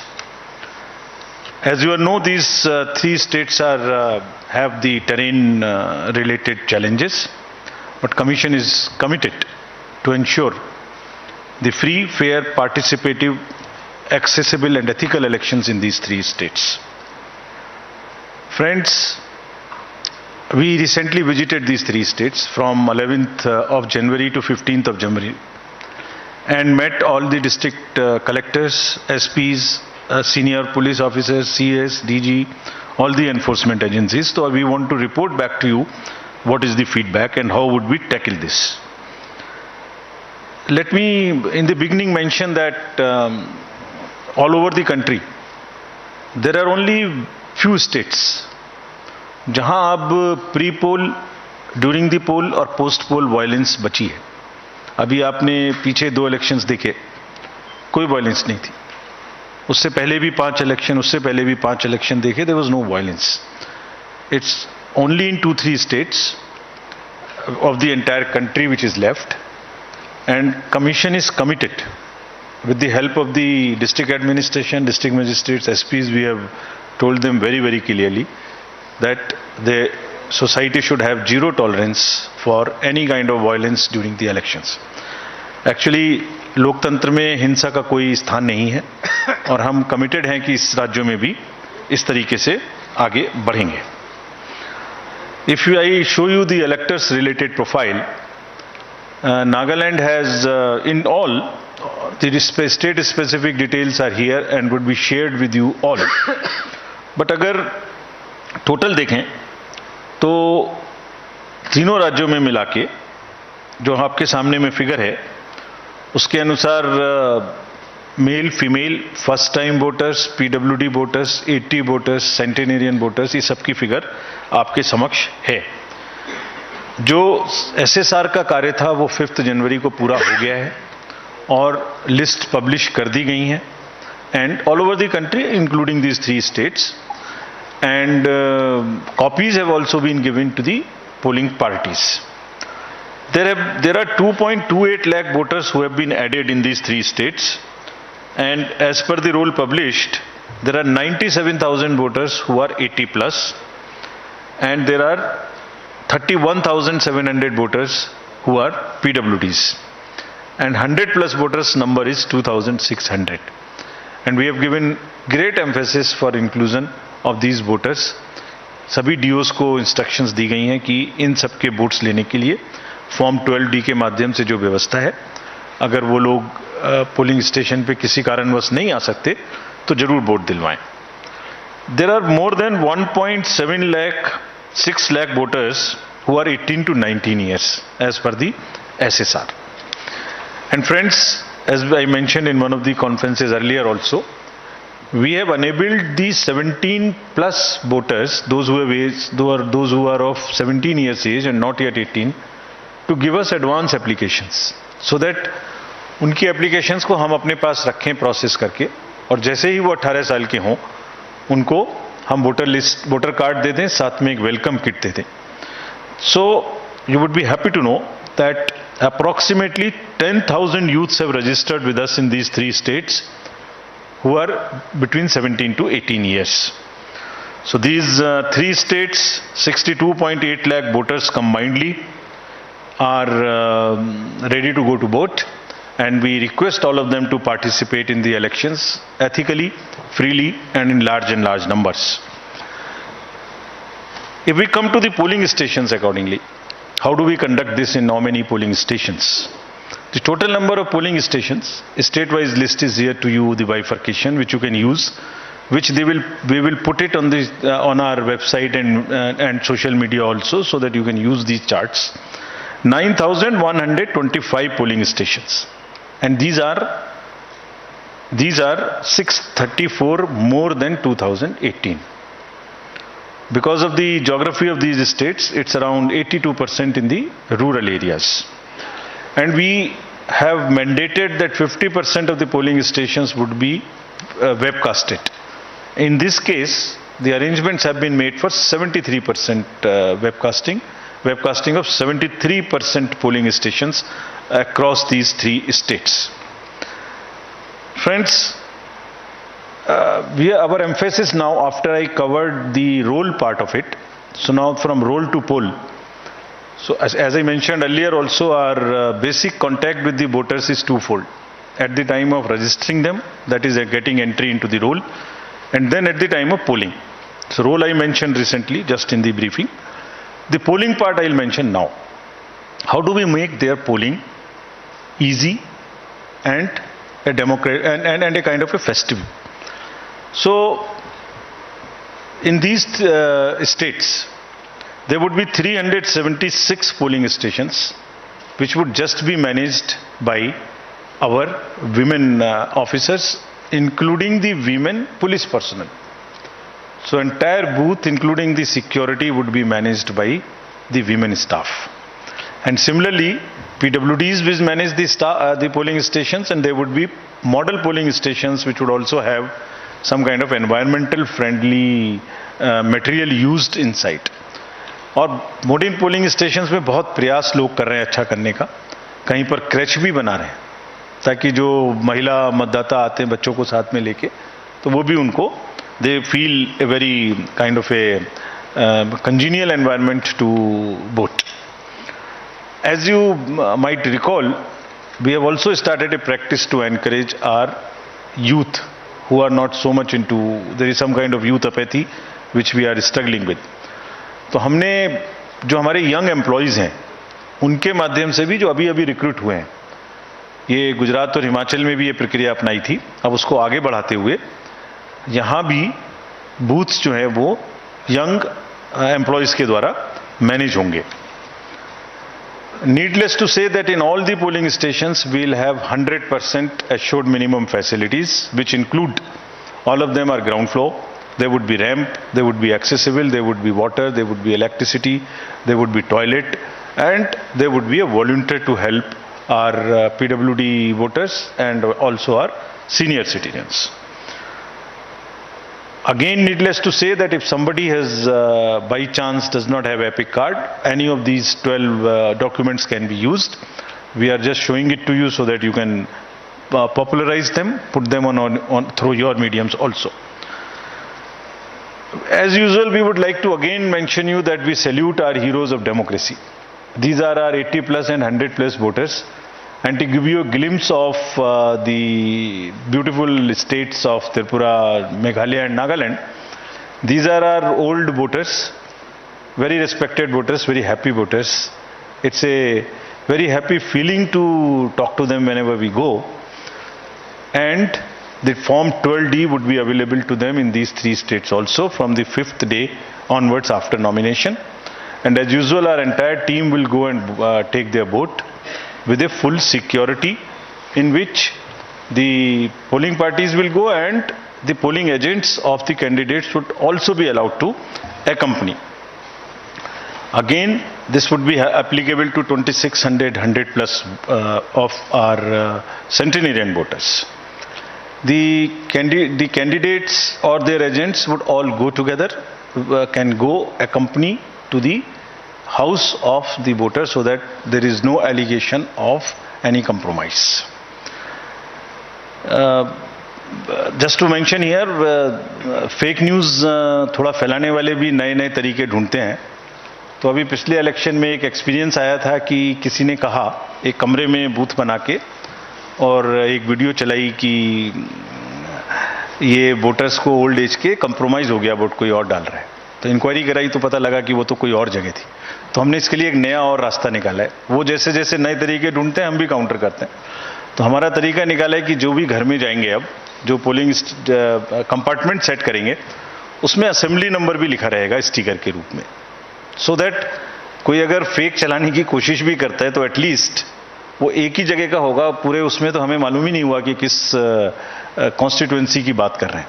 So now the constituency number and booth number will also be pasted on the compartment, so that we are sure that there is no fakeness into this, if at all there is a photo. So there would be a sticker attached to this. Friends, there would be 31,700 PWD voters, and these, as I mentioned, they also have the same facility. Ramps are being constructed. And another thing which we want to report to you, we are making another effort. The drinking water, electricity, ramp, why not get them permanently in these schools through the medium of our elections?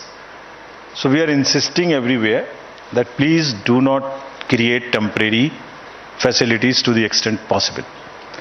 In any case, let this be a gift to the schools from the election process, that they get separate toilets for boys and girls, electricity, furniture, and the ramp for the students who could be otherwise suffering, having any kind of disability. So budgets are being sanctioned by all the states, and we have been promised that they will try and get the permanent structures to the extent possible, so that we don't review all the time, and we guarantee that all our polling stations, the schools, are now PWD friendly with electricity and with toilets. The Commission has also, as you know, provided the Saksham app. They can book any facility which they want, from the volunteers to the tricycle or whatever they want, wheelchair, that can also be made available. Delhi में बैठ के हम लोग जब elections की बात करते हैं तो एक डिफरेंट पिक्चर नज़र में आती है. तो in this presentation, and to make it little more grounded, we are trying to show you how it looks where the elections are going to happen, and how tough it is, how different it is from our perspective, how difficult it is to conduct election in these states for the personals who are involved in this. You would see the polling station on the slide here. This is at the top of a foothill called the Mount Saramati in Nagaland. And you can imagine how difficult would it be for the polling parties to go. The second one which you are seeing is very interesting. This is on the border of Myanmar, and the line, the division line, passes through the house of the head of the village. So his house is half this side, half this side. So that's the interesting picture we thought we'll show you to make it little more visually appealing to you. How they conduct elections in places like Meghalaya. Please see how difficult it is. They are Somewhere there are temporary booths, temporary bridges of bamboo which are made. I'll show you a small video how do they walk this time. Look at the next slide, in which polling stations and families in Tripura. This is from Tripura. Half them going by a kind of boats and into the inhabited, less habited, inaccessible islands also. So friends, imagine the BLOs, the polling personnel who go and get involved in this activity. Forests, tough terrains, the bridges which are temporary, hill areas. And what happens? They actually deserve our appreciation. So this is what I wanted to brief and show you this.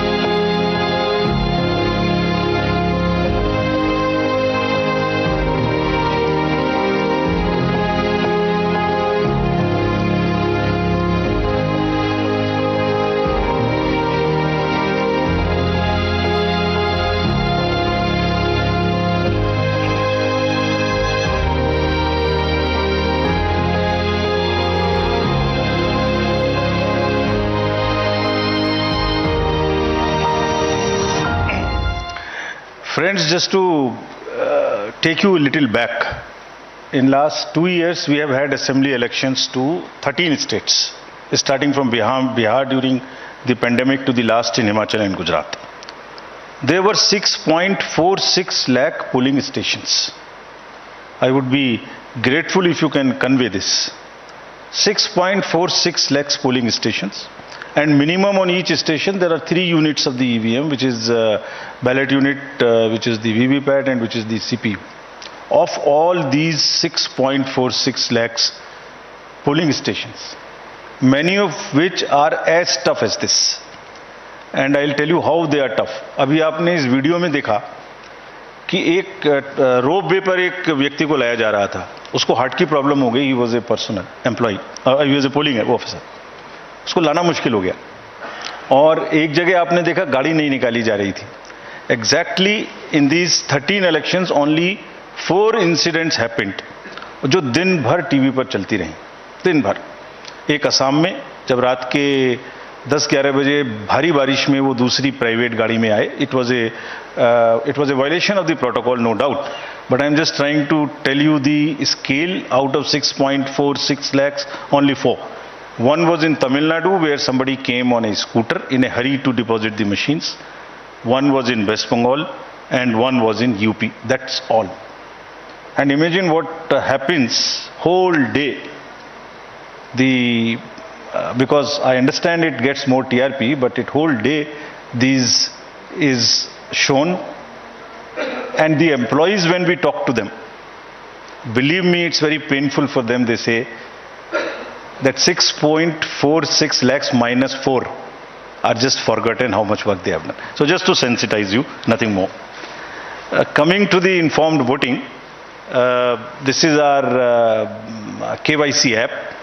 All the citizenry can know about the candidates, their criminal background. This is about the C-Vigil, I'm sorry. The vigilant citizens, they can make any complaints, and all these details in detail we have given in each of these states, so that voters in those 3 states of Tripura, Meghalaya and Nagaland can use this. And believe me, it is helping us.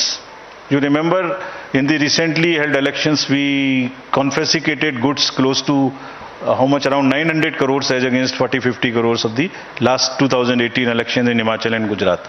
Large part of it was helpful to us. And repeatedly telling through the medium of the press, our friends, it helps us to ensure that the elections are free and the inducement free. We will also deploy observers in these 3 states. 64 expenditure observers. We have identified expenditure sensitive constituencies. In some states they are more. Out of these 3, in some states they are more. Because each state is different. Each state's context is different. We will also have 69 general observers and we will have 33 police observers in these places. And large number of instructions have been given to enforcement agencies to curb the flow of cash, to asking banks to keep a watch on the accounts, also asking them again the use of money also people are becoming smarter. In last time we came to a situation where the bank account is used to transfer money through the ballots or something to the large number of voters. We have asked banks to keep a watch on this. We'll monitor the ballots. We'll monitor the payments through electronic means.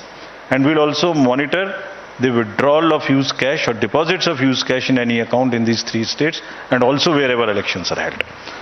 We have also directed the Narcotics Bureau and the State Excise to very, very strictly look for drugs. Because this, not in this area, otherwise also you saw it in Bengal, you saw it in Punjab and Gujarat also, last elections, large number of seizures were made. So, drugs also we have very, very strictly said. So, in a nutshell, our paramilitary forces have already this time reached these 3 states. And they are already involved in area domination, and because of that, I am again happy to report, because of that, the incidents of violence so far are nil. And we are hopeful, we have told our DOs, and citizens also want this not to happen. They are also very much in favor, and we have appealed to them while we were there, that please help us by knowing any possibility through C-Vigil or something, bring it to our notice so that we can get your help to curb it. Model Code of Conduct will now come into force in these 3 states. And next, if we can show you the schedule, the dates would be something like this. Tripura, and we have taken the, let me tell you first this, the date of issue of notification in case of Tripura would be January 21. And last date of making nominations January 30. We will also put it on social media's account of ours immediately, so that you can take this. You can put it right now. So if you want, it can be downloaded from our sweep handle. Meghalaya and Nagaland would have it on 31st January, and thereafter both of them have the poll together. The date of poll would be February 16th in case of Tripura and February 27th. So we are finishing all the polling in the February 27th, within February itself. This is to take into account, this is taken into account that the examinations schedules are also taken into account, and that children are not really disturbed by this to the extent possible. So since most of the exams are by and large in March, we have tried to finish this in February itself. And no polling station is in any school which is a CBSE related school whose CBSE schedule has come. So there is only one paper before this, but we have ensured that in no school there is a CBSE center or a CBSE school. Next, this is all the dates. We are also having by-elections. There are by-elections now. Whatever are the vacancies reported to us so far, we are all covering them, and this is the tradition again we are starting, not to wait. As soon as there are vacancies, we try and finish up, though we can wait technically for 6 months, but we are finishing it, keeping it update, giving the electorate to have their representatives. So there is 1 AC each in Arunachal, Jharkhand, West Bengal, Tamil Nadu, 2 ACs in Maharashtra, and 1 parliamentary constituency in Lakshadweep. The details would be available of these names of these constituencies And the schedule would be like this. They will go with the Meghalaya and Nagaland poll on the same day. That means the February 27th would be date of poll and January 31st being the date of notification. Thank you, friends. Again, through you, I want to appeal to all the voters to come forward, participate in the large number and strengthen the democracy, deepen it further. And through the media, I'm sure all this will reach them. And media this time would also be far more receptive to showing some good stories of the election. There are a large number of good stories which are being produced. We have also taken on ourselves. We have asked the DOs to please document those success stories. Please document. So they are also in the process. I'm sure they will also do that. Thank you very much. Thank you, sir. I would now invite all your questions.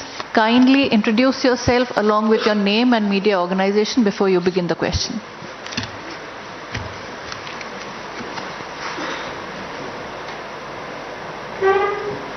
Any questions, or sir's opening statement has been detailed enough?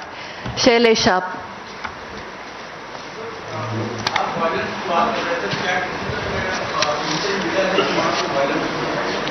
Mic पकड़ा दोबारा एक बार बोलेंगे आप?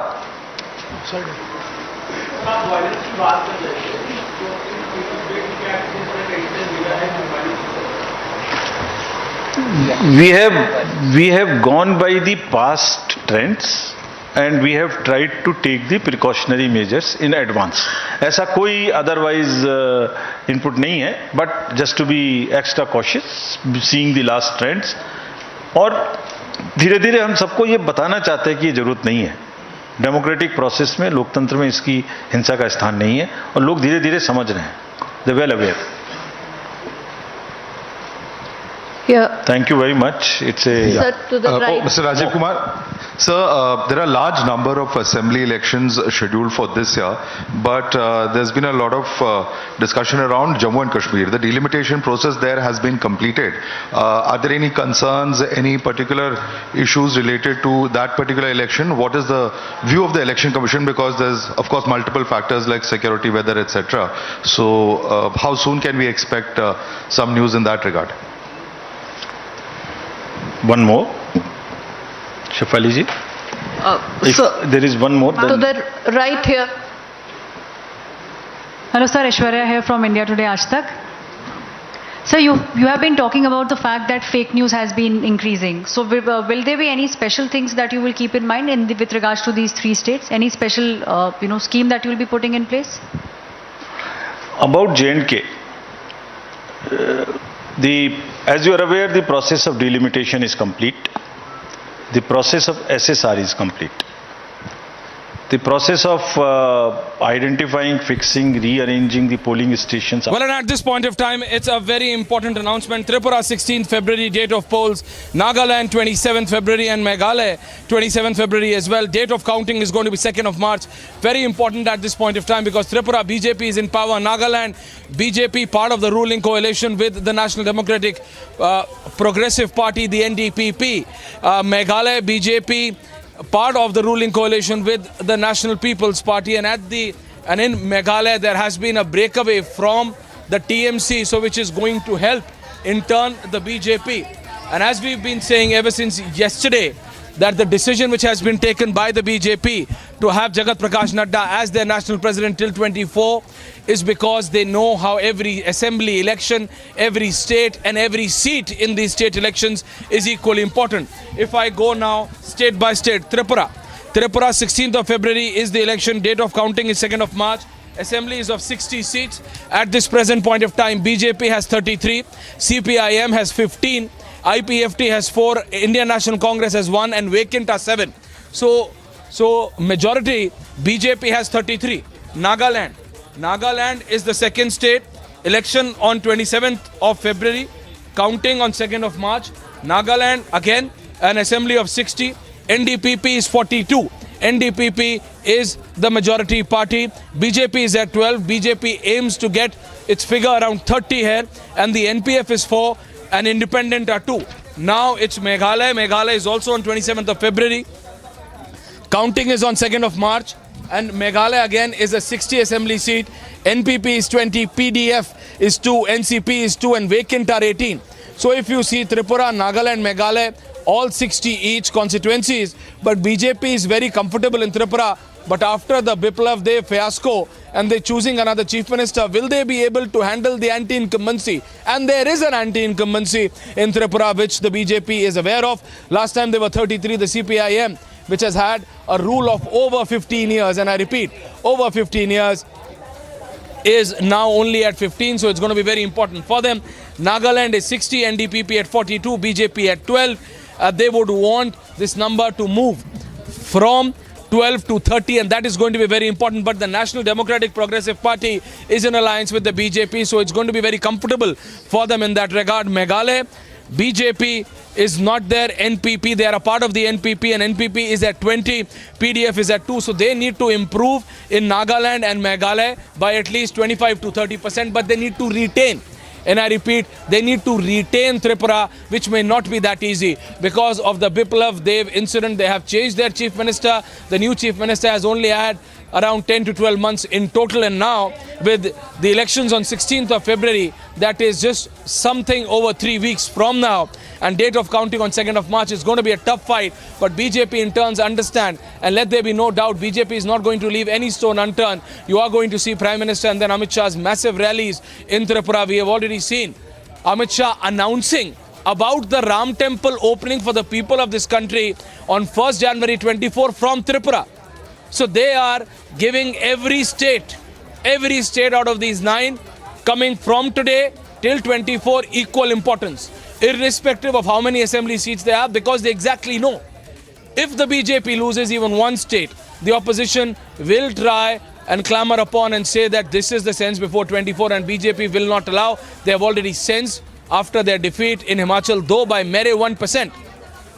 To the Congress, but they cannot accept and they will not accept. Once again, I repeat, Tripura 16th of February, Nagaland 27th of February, Meghalaya 27th of February. Date of counting is 2nd of March in all of these 3. Tripura, BJP is in power. BJP has 33, CPIM 15. Nagaland, it is the BJP with the NDPP, again 60 assembly.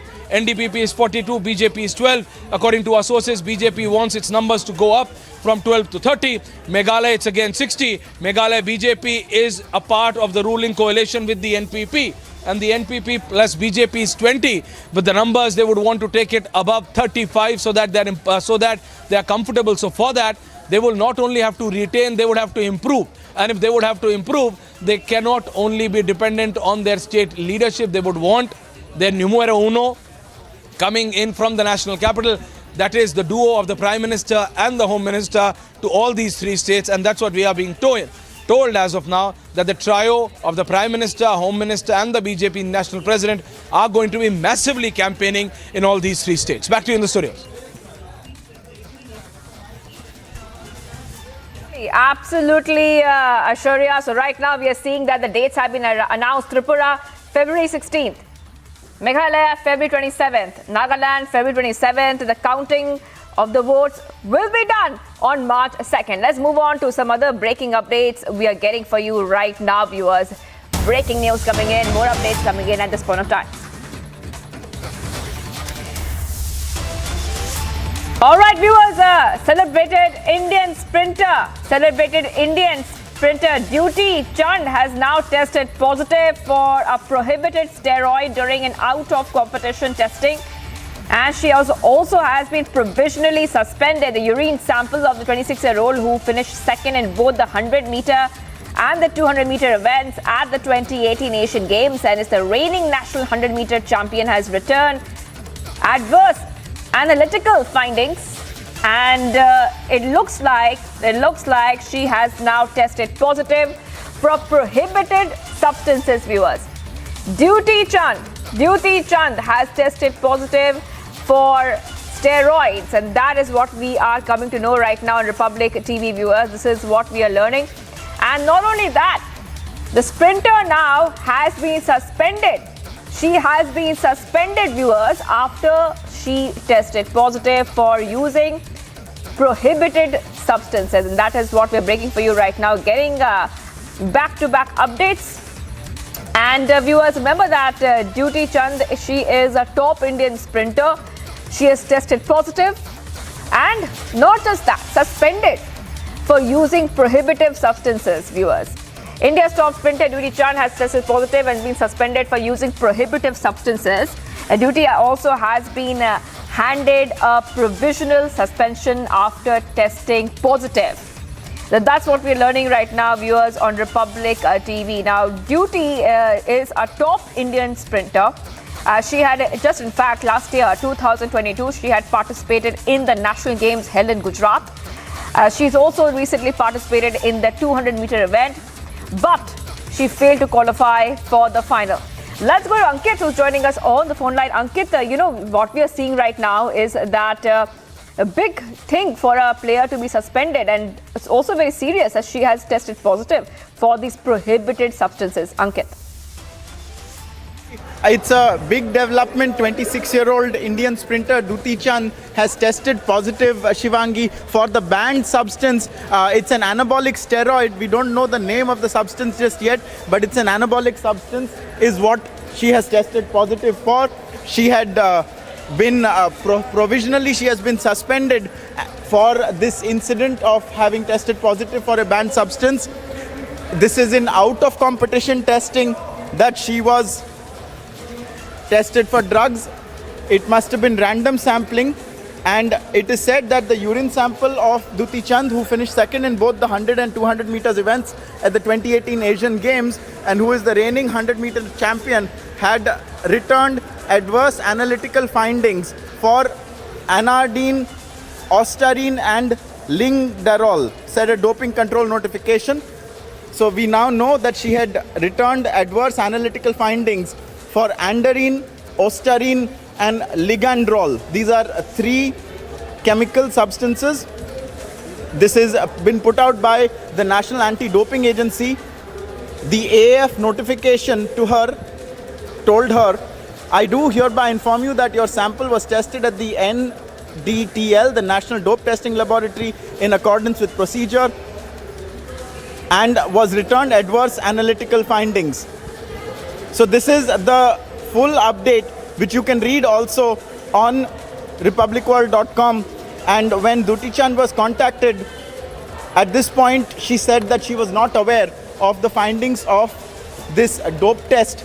But it is clear that Dutee Chand has tested positive for an anabolic steroid. We now know the three substances that she has purportedly tested positive for. She has also been informed of this, and she has received a suspension according to the specifications of the World Anti-Doping Agency. Andarine, ostarine and ligandrol are the substances. Shivangi. All right. Well, thank you, Ankit, for getting us all the details right now. So we are seeing India's top sprinter, Dutee Chand, has tested positive for prohibited anabolic steroids, and she also has been suspended.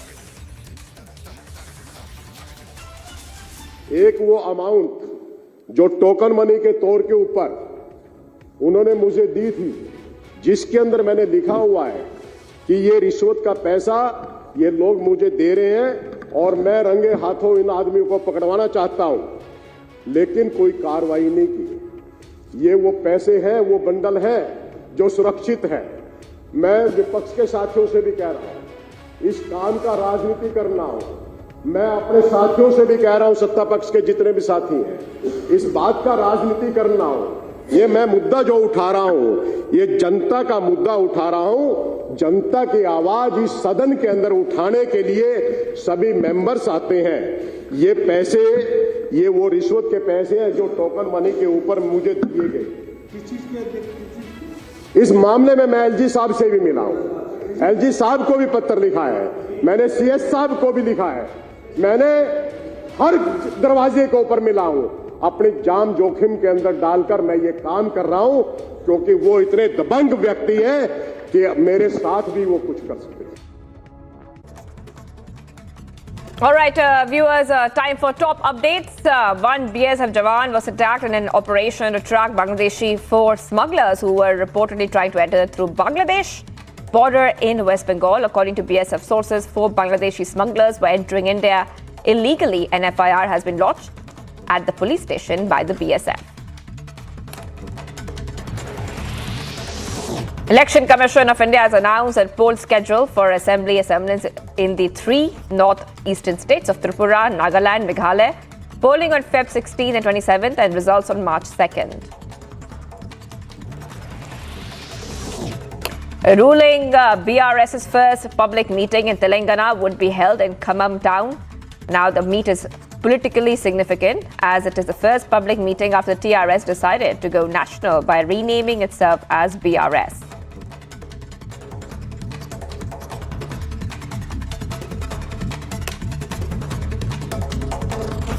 All right, viewers, much more coming up on the other side.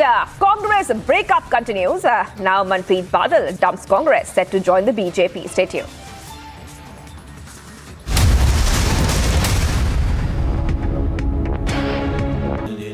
Amity has been ranked India's #1 not-for-profit private university for 10 years, with top 10 ranked institutions in management, engineering, biotech, law, masscom, telecom, hospitality, fashion and more. Yet another top ranking for Amity University. Are now being found out with the photos and videos leaked on social media, which shows that History Sheeter has been allowed to celebrate his birthday, and there are over 30 to 35 people along with this rowdy Sheeter by the name of Kiran in the Ramnagar jail, where there has been a huge decoration which has been put up inside cell number 2 as well, and this comes on the backdrop of an inmate from Hindalga jail, Jayesh Pujari, making threat calls to the Union Minister Nitin Gadkari. So this has now gone on to point out to the fact that there has been several questions raised about the safety in the jail as well as the strict measures that will be taken by the police officials, because somewhere the lackadaisical attitude of the police officials is seen, and also the prisoners are able to get through mobile phones, food and liquor for celebration as well. So who's gone on to give these permission to these accused is one of the questions that is being asked. And also in terms of the infrastructure, the jails in Karnataka or across Karnataka will have to go on and improve on it,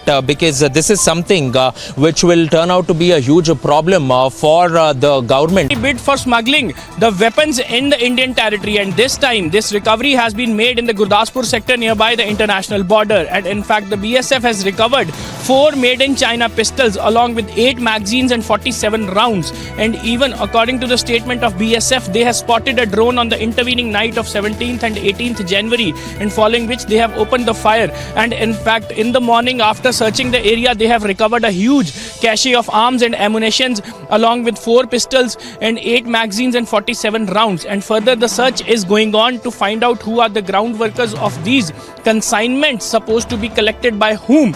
And in fact, further investigation is on with the help of the local police. And even this time, this recovery was made in the Gurdaspur sector, where this drone has dropped the weapon consignment that was recovered by the BSF nearby the international border. Mails exchanged with Robert Vadra.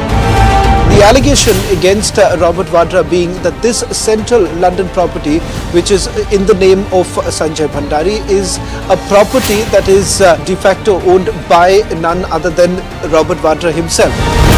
An arms dealer tracked down to London. Mr. Bhandari. Mr. Bhandari. An investigation the nation followed. Sanjay Bhandari will be extradited.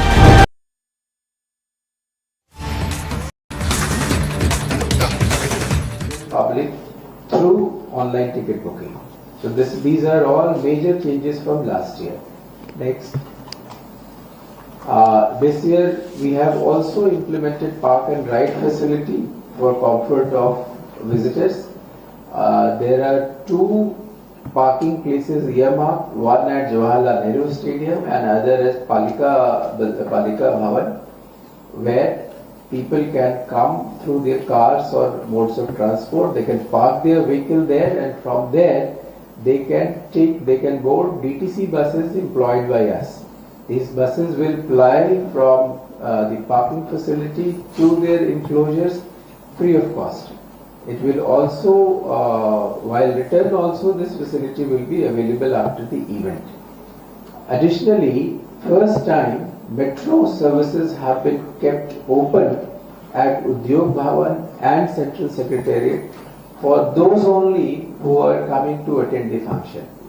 Those who are boarding metro at that particular day for witnessing Republic Day, their passes will be checked at the boarding point and they will be given a token by DMRC, and they can avail free ride for witnessing RDC for both sides, coming and return. And only those carrying valid passes will be allowed to exit from these two places, Udyog Bhavan and Central Bhavan.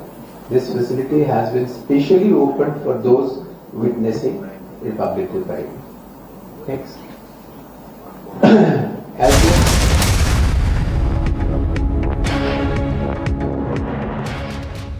When timeless European design meets cutting-edge technology, it's QO. QO, European Bath Lounges. Amity has been ranked India's #1 not-for-profit private university for 10 years, with top 10 ranked institutions in management, engineering, biotech, law, masscom, telecom, hospitality, fashion and more. Yet another top ranking for Amity University. Are now being found out with the photos and videos leaked on social media, which shows that History Sheeter has been allowed to celebrate his birthday, and there are over 30 to 35 people along with this rowdy sheeter by the name of Kiran in the Ramnagara jail, where there has been a huge decoration which has been put up inside cell number 2 as well, and this comes on the backdrop of an inmate from Hindalga jail, Jayesh Pujari, making threat calls to the Union Minister Nitin Gadkari. So this has now gone on to point out to the fact that there has been several questions raised about the safety in the jail as well as the strict measures that will be taken by the police officials, because somewhere the lackadaisical attitude of the police officials is seen, and also the prisoners are able to get through mobile phones, food and liquor for celebration as well. So who's gone on to give these permission to these accused is one of the questions that is being asked. And also in terms of the infrastructure, the jails in Karnataka or across Karnataka will have to go on and improve on it, because this is something which will turn out to be a huge problem for the government. Bid for smuggling the weapons in the Indian territory, and this time this recovery has been made in the Gurdaspur sector nearby the international border, and in fact the BSF has recovered 4 made in China pistols along with 8 magazines and 47 rounds, and even according to the statement of BSF, they have spotted a drone on the intervening night of 17th and 18th January, and following which they have opened the fire. And in fact in the morning, after searching the area, they have recovered a huge cache of arms and ammunitions along with 4 pistols and 8 magazines and 47 rounds, and further the search is going on to find out who are the ground workers of these consignments supposed to be collected by whom, and in fact further investigation is on with the help of the local police. And even this time this recovery was made in the Gurdaspur sector, where this drone has dropped the weapon consignment that was recovered by the BSF nearby the international border. Mails exchanged with Robert Vadra. The allegation against Robert Vadra being that this central London property, which is in the name of Sanjay Bhandari, is a property that is de facto owned by none other than Robert Vadra himself. An arms dealer tracked down to London. Mr. Bhandari. Mr. Bhandari. An investigation the nation followed. Sanjay Bhandari will be extradited. A Republic investigation impact.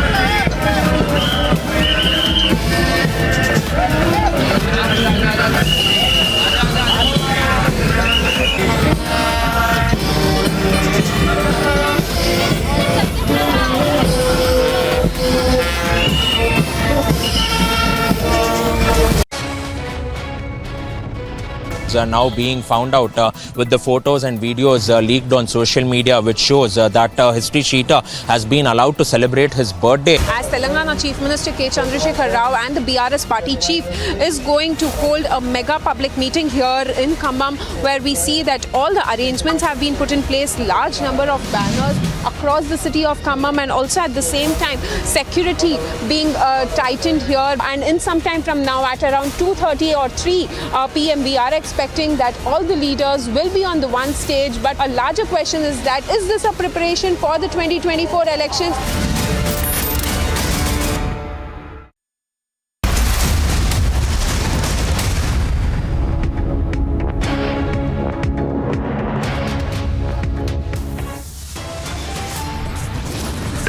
Would have it on 31st January, February 16th in case of Tripura, and February 27th. So we are finishing all the polling in the February 27th.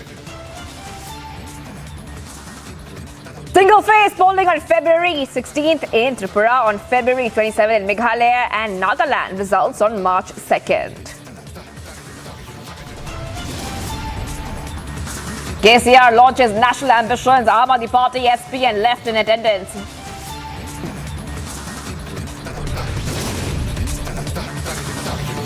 Republic accesses. Dawood files a statement suggests D-gang family members are controlling Karachi Airport. Bajrang Punia alleges harassment protest at Jantar Mantar against Wrestling Federation. Congress breakup continues. Now Manpreet Badal dumps Congress, set to join the BJP.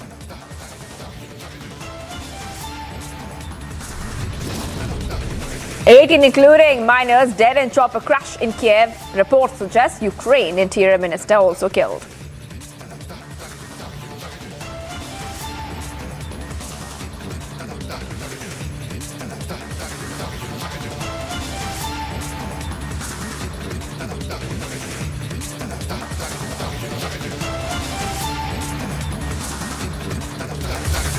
Viewers, we're live and breaking this Wednesday afternoon. I'm Shivangi Shukla, getting you top updates right here on India's #1 news channel, Republic TV.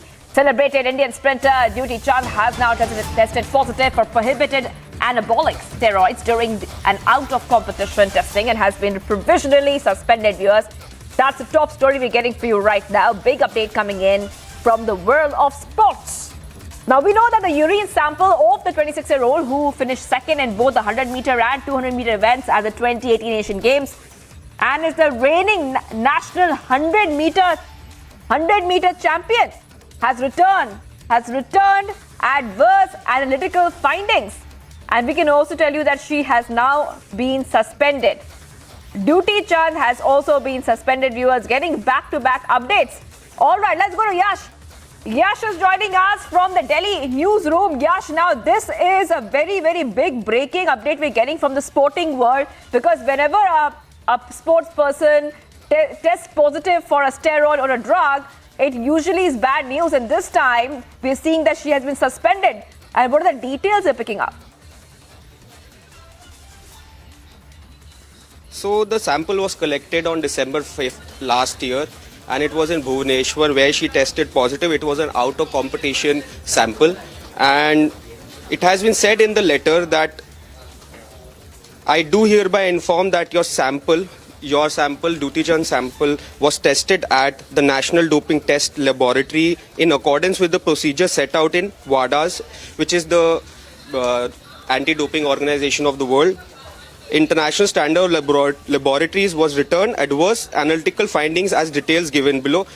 According to the report, she has been informed about it and she hasn't responded. She has, when contacted, she was unaware of the positive test, and she's the top sprinter from India. She's the national champion in the 100-meter category, and she came second in the Asian Games in both 100 and 200 meter. And what has been said that she will face a provisional suspension from competitions, and there is a chance that she might miss Asian Games.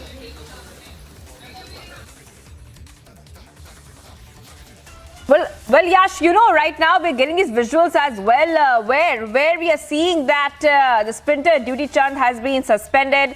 And just take our viewers through exactly what are the prohibitive substances that have been found in Dutee's samples. Just take us through that, because we know that these are anabolic properties and anabolic steroids. So there are these specific substances which have been found. Just take our viewers through that as well, Yash. So when the test was, the urine sample of the 26-year-old Dutee Chand was taken, it was found she had returned adverse analytical findings for aderine, ostarine and ligandrol, which doesn't come under, which is a doping violation under the WADA rules. And it is an adverse analytical finding issued by NADA and the WADA in accordance with WADA. And these are the samples which eventually leads to increase in performance, and this has led to her suspension. Right.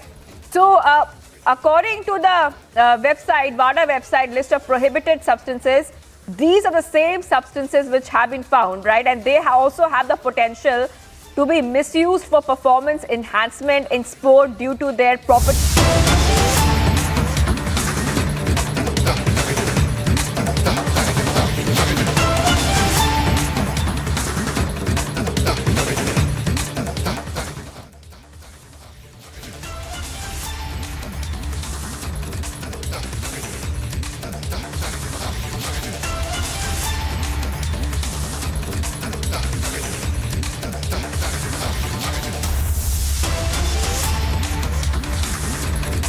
Viewers are getting the visuals coming in right now. Remember, there is a BRS meeting in Khammam that's happening as we speak right now. Visuals coming in of that rally there.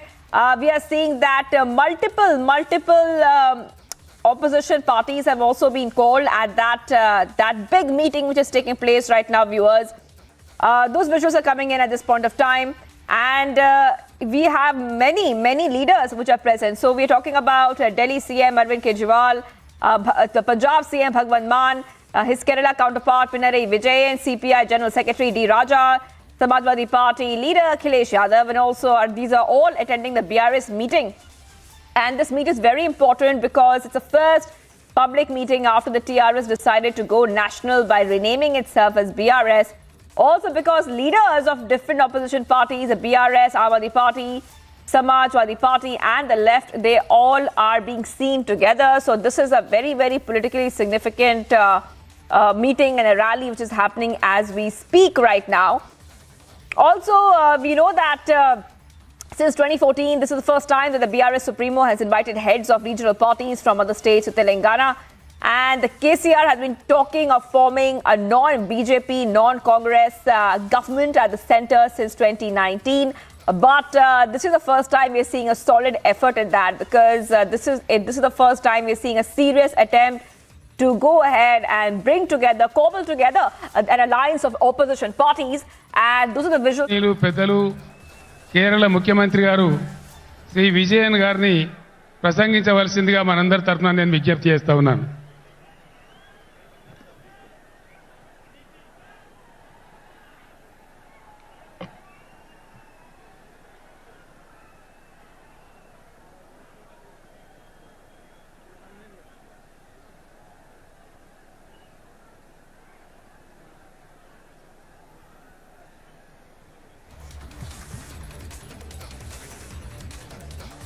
Dear sisters and brothers,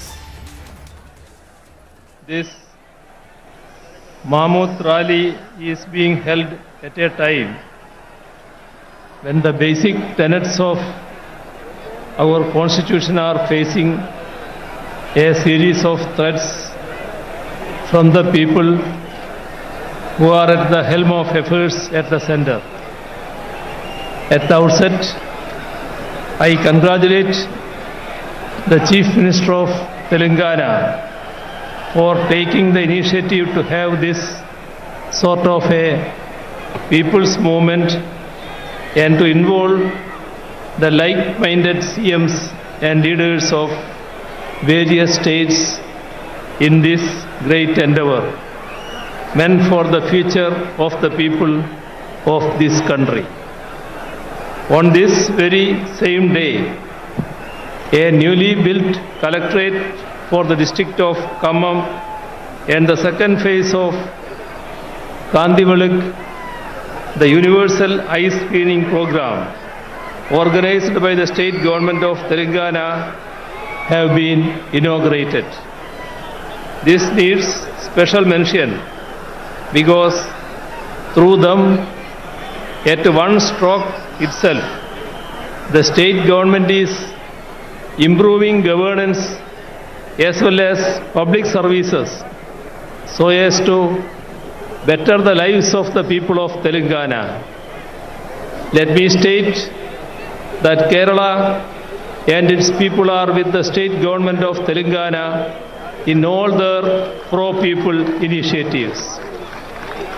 I have come to understand that decentralization of governance has been a hallmark of KCR Garu's administration. During the tenure of his government, collectorates have become state-of-the-art integrated district office complexes. All district departments are co-located in them for the convenience of people. And as far as the Kandivalak program goes, no such mass eye testing program has been conducted in the history of our country. Kandivalak means light for the eyes, or a torchlight showing the path. Today, with this public meeting, we are showing the path forward for the nation. It is a matter of great pride to once again be here in Telangana, the land of people's struggles. It is the heroic struggle of the peasants of Telangana in the late 1940s, which placed the issue of land reforms on the agenda of the country.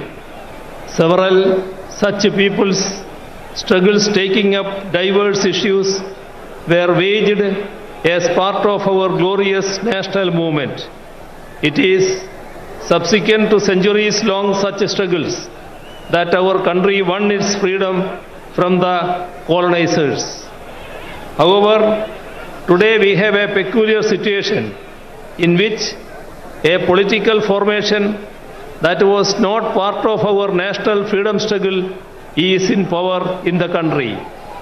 The followers of those who tendered unconditional apologies to the colonizers and promised to serve the imperial crown are at the helm of affairs today.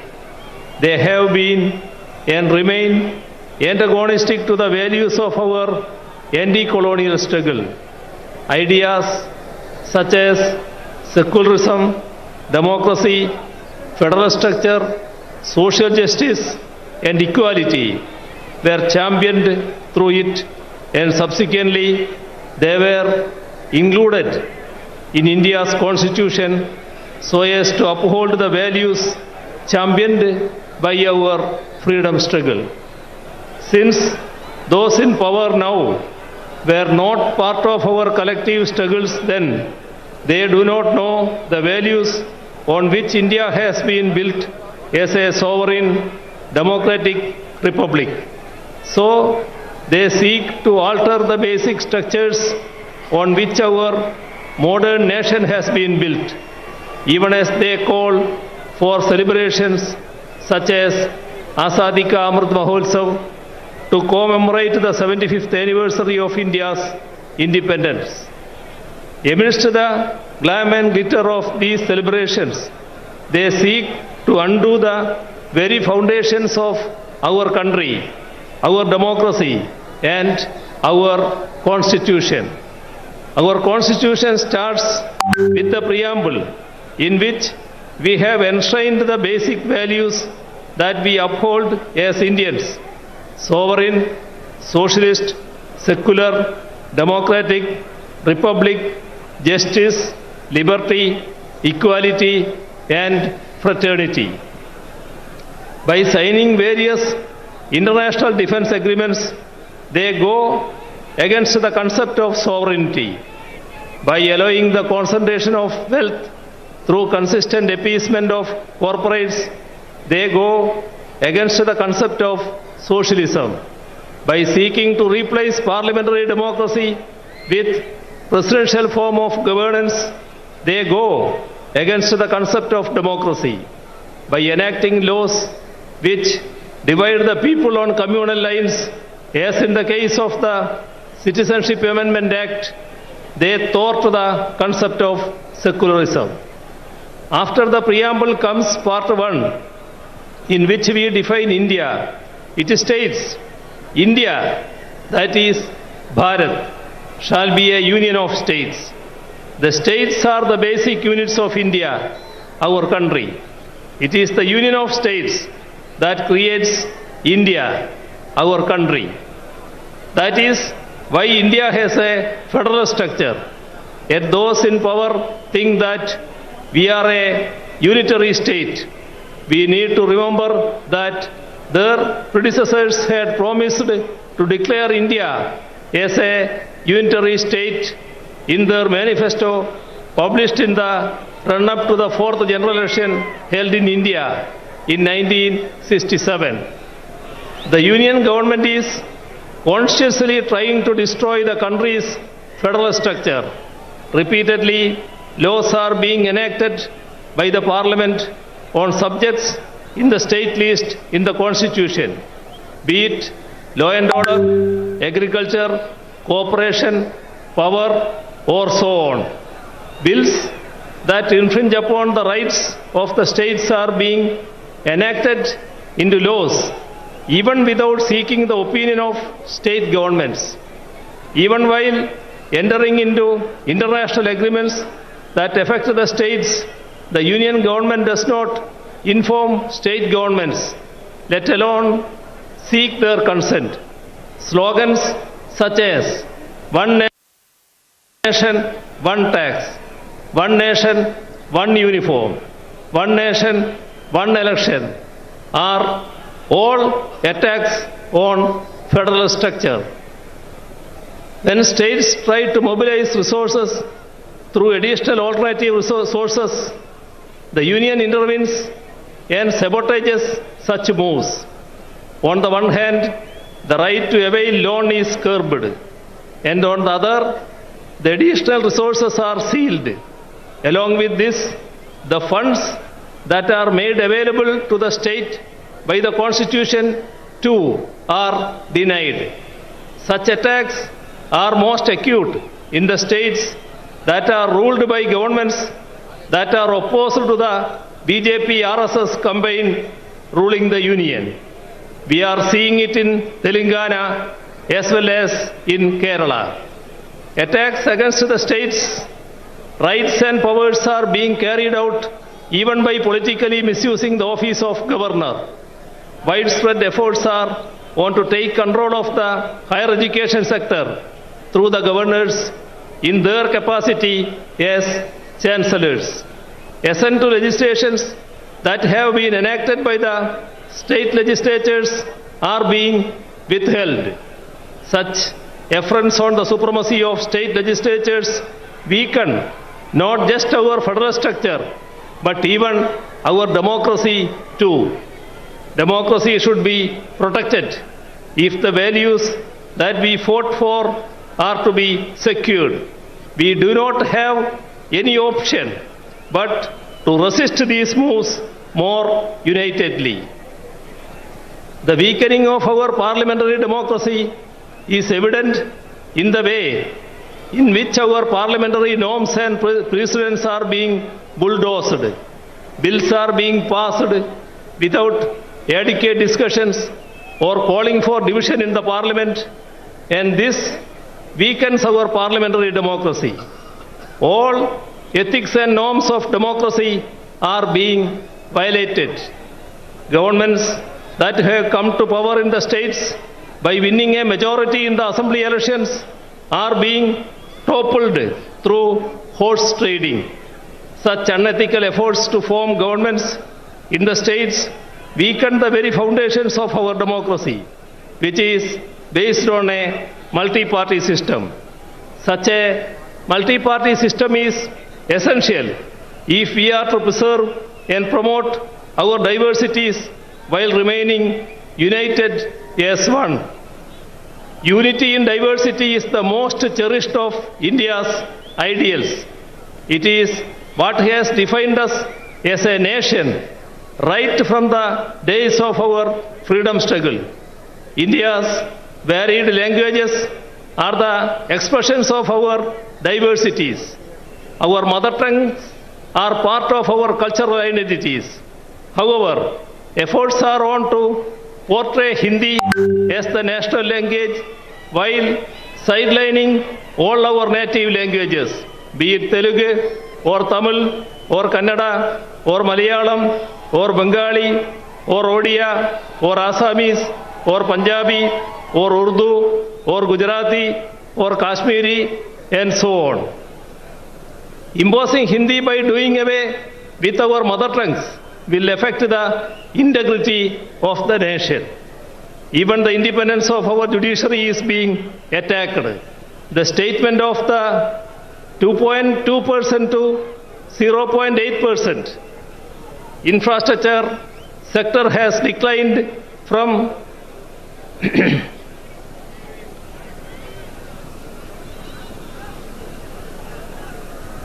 the statement of the law minister to the effect that the union government should have a decisive say in the appointment of judges goes to prove that the BJP government is hell-bent on destroying judicial autonomy and to subvert the judiciary into a nominated body of the union government.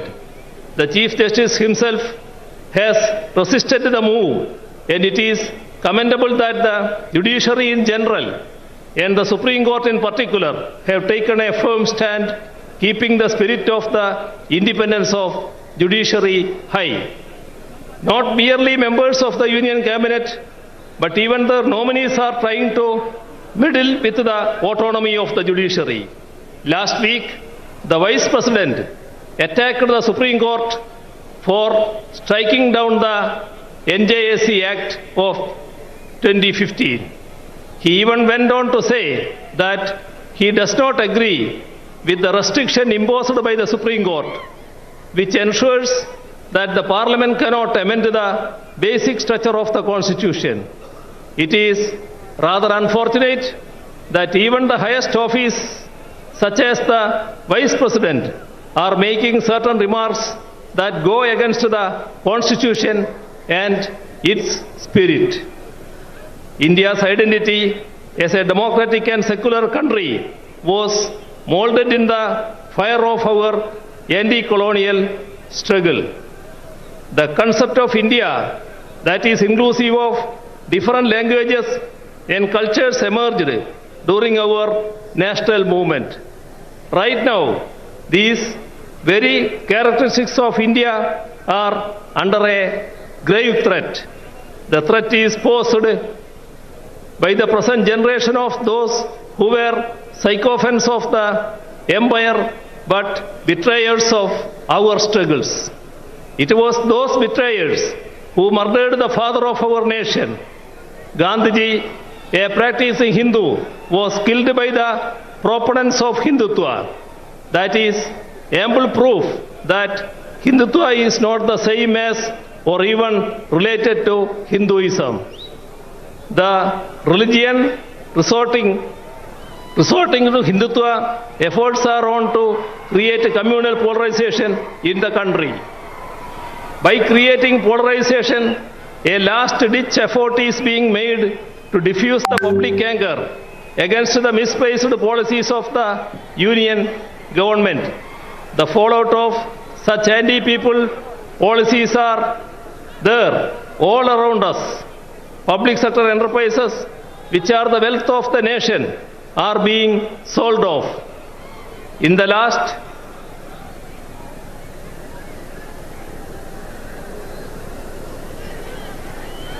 last budget alone, rupees 65,000 crores was sought to be raised through their sale.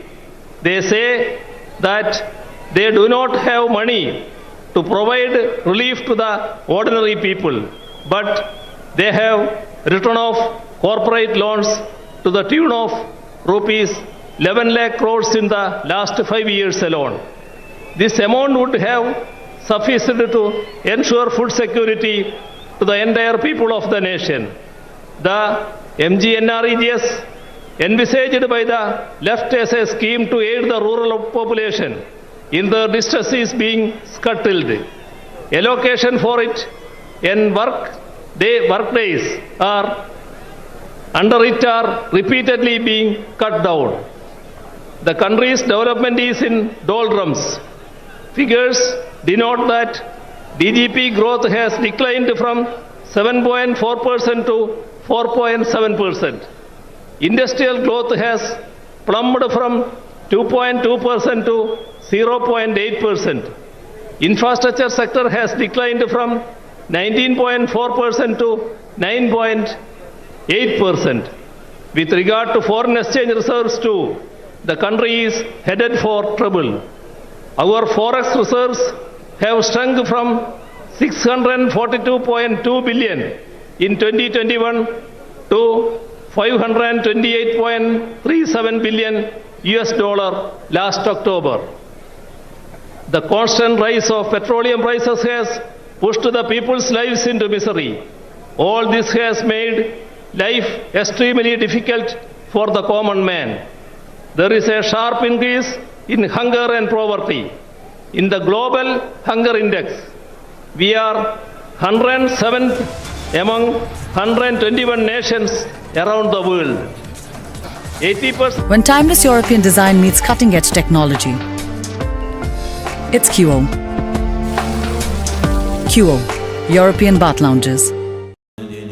Amity has been ranked India's #1 not-for-profit private university for 10 years, with top 10 ranked institutions in management, engineering, biotech, law, masscom, telecom, hospitality, fashion and more.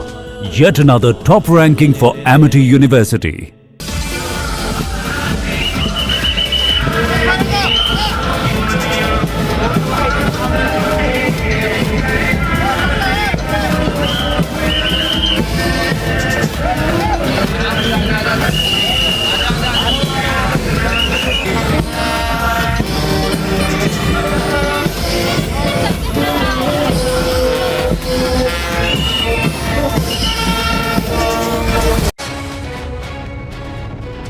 Are now being found out with the photos and videos leaked on social media, which shows that History Sheeter has been allowed to celebrate his birthday, and there are over 30 to 35 people along with this rowdy sheeter by the name of Kiran in the Ramnagara jail, where there has been a huge decoration which has been put up inside cell number 2 as well, and this comes on the backdrop of an inmate from Hindalga jail, Jayesh Pujari, making threat calls to the Union Minister Nitin Gadkari. So this has now gone on to point out to the fact that there has been several questions raised about the safety in the jail as well as the strict measures that will be taken by the police officials, because somewhere the lackadaisical attitude of the police officials is seen, and also the prisoners are able to get.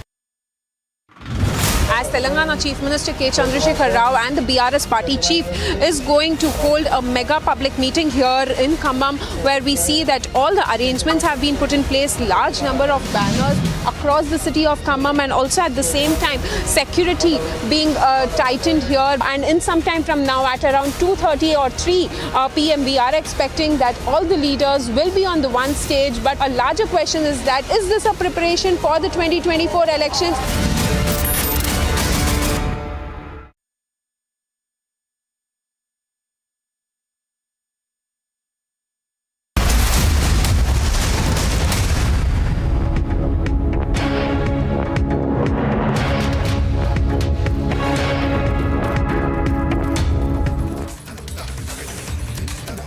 వద్దా నువ్వు కూర్చో. విజయన్ గారు కేరళలో ఒక అతి ముఖ్యమైనటువంటి ఫంక్షన్ను వారు అటెండ్ చేయాల్సింది. ఇప్పుడు త్రివేంద్రం వరకు వెళ్ళి వారికి ప్రత్యేకంగా ఏర్పాటు కూడా చేయడం జరిగింది. కొద్దిగా ఓపిక అవసరం మనకు.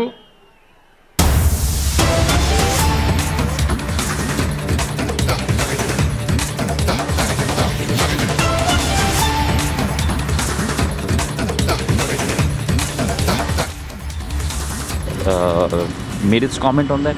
So, but they're saying that the entire theory that it was a mistake is fall to trust on. Well, I think it's important not to be circumspect in terms of the issue, but look at the facts. The facts are that the door did open by mistake while the plane was on the ground. All the checks were taken, and after that only the plane was allowed to take off. And he also said sorry for it himself. So, thank you. Respond to the opposition. I have to respond to you. Thank you, sir. Thank you. You're the fourth estate, don't forget. Yes. The fourth pillar of democracy. Thank you. Thank you for your time, sir. So one comment, sir. एक comment, ये north east में elections हो गए हैं, announce हो गए हैं, तो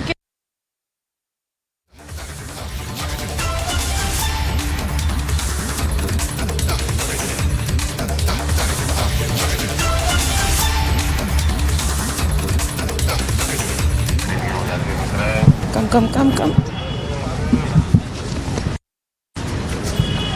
Sir, one question on the opposition's remark on Tejaswi Surya's incident in Indigo. I don't think that's something that I need to comment on, because I think the DGC has already made its comment on that. So, but they're saying that the entire theory that it was a mistake is fall to trust on. Well, I think it's important not to be circumspect in terms of the issue, but look at the facts. The facts are that the door did open by mistake while the plane was on the ground. All the checks were taken, and after that only the plane was allowed to take off. And he also said sorry for it himself. So, thank you. Respond to the opposition. I have to respond to you. Thank you, sir. Thank you. You're the fourth estate, don't forget. Yes. The fourth pillar of democracy.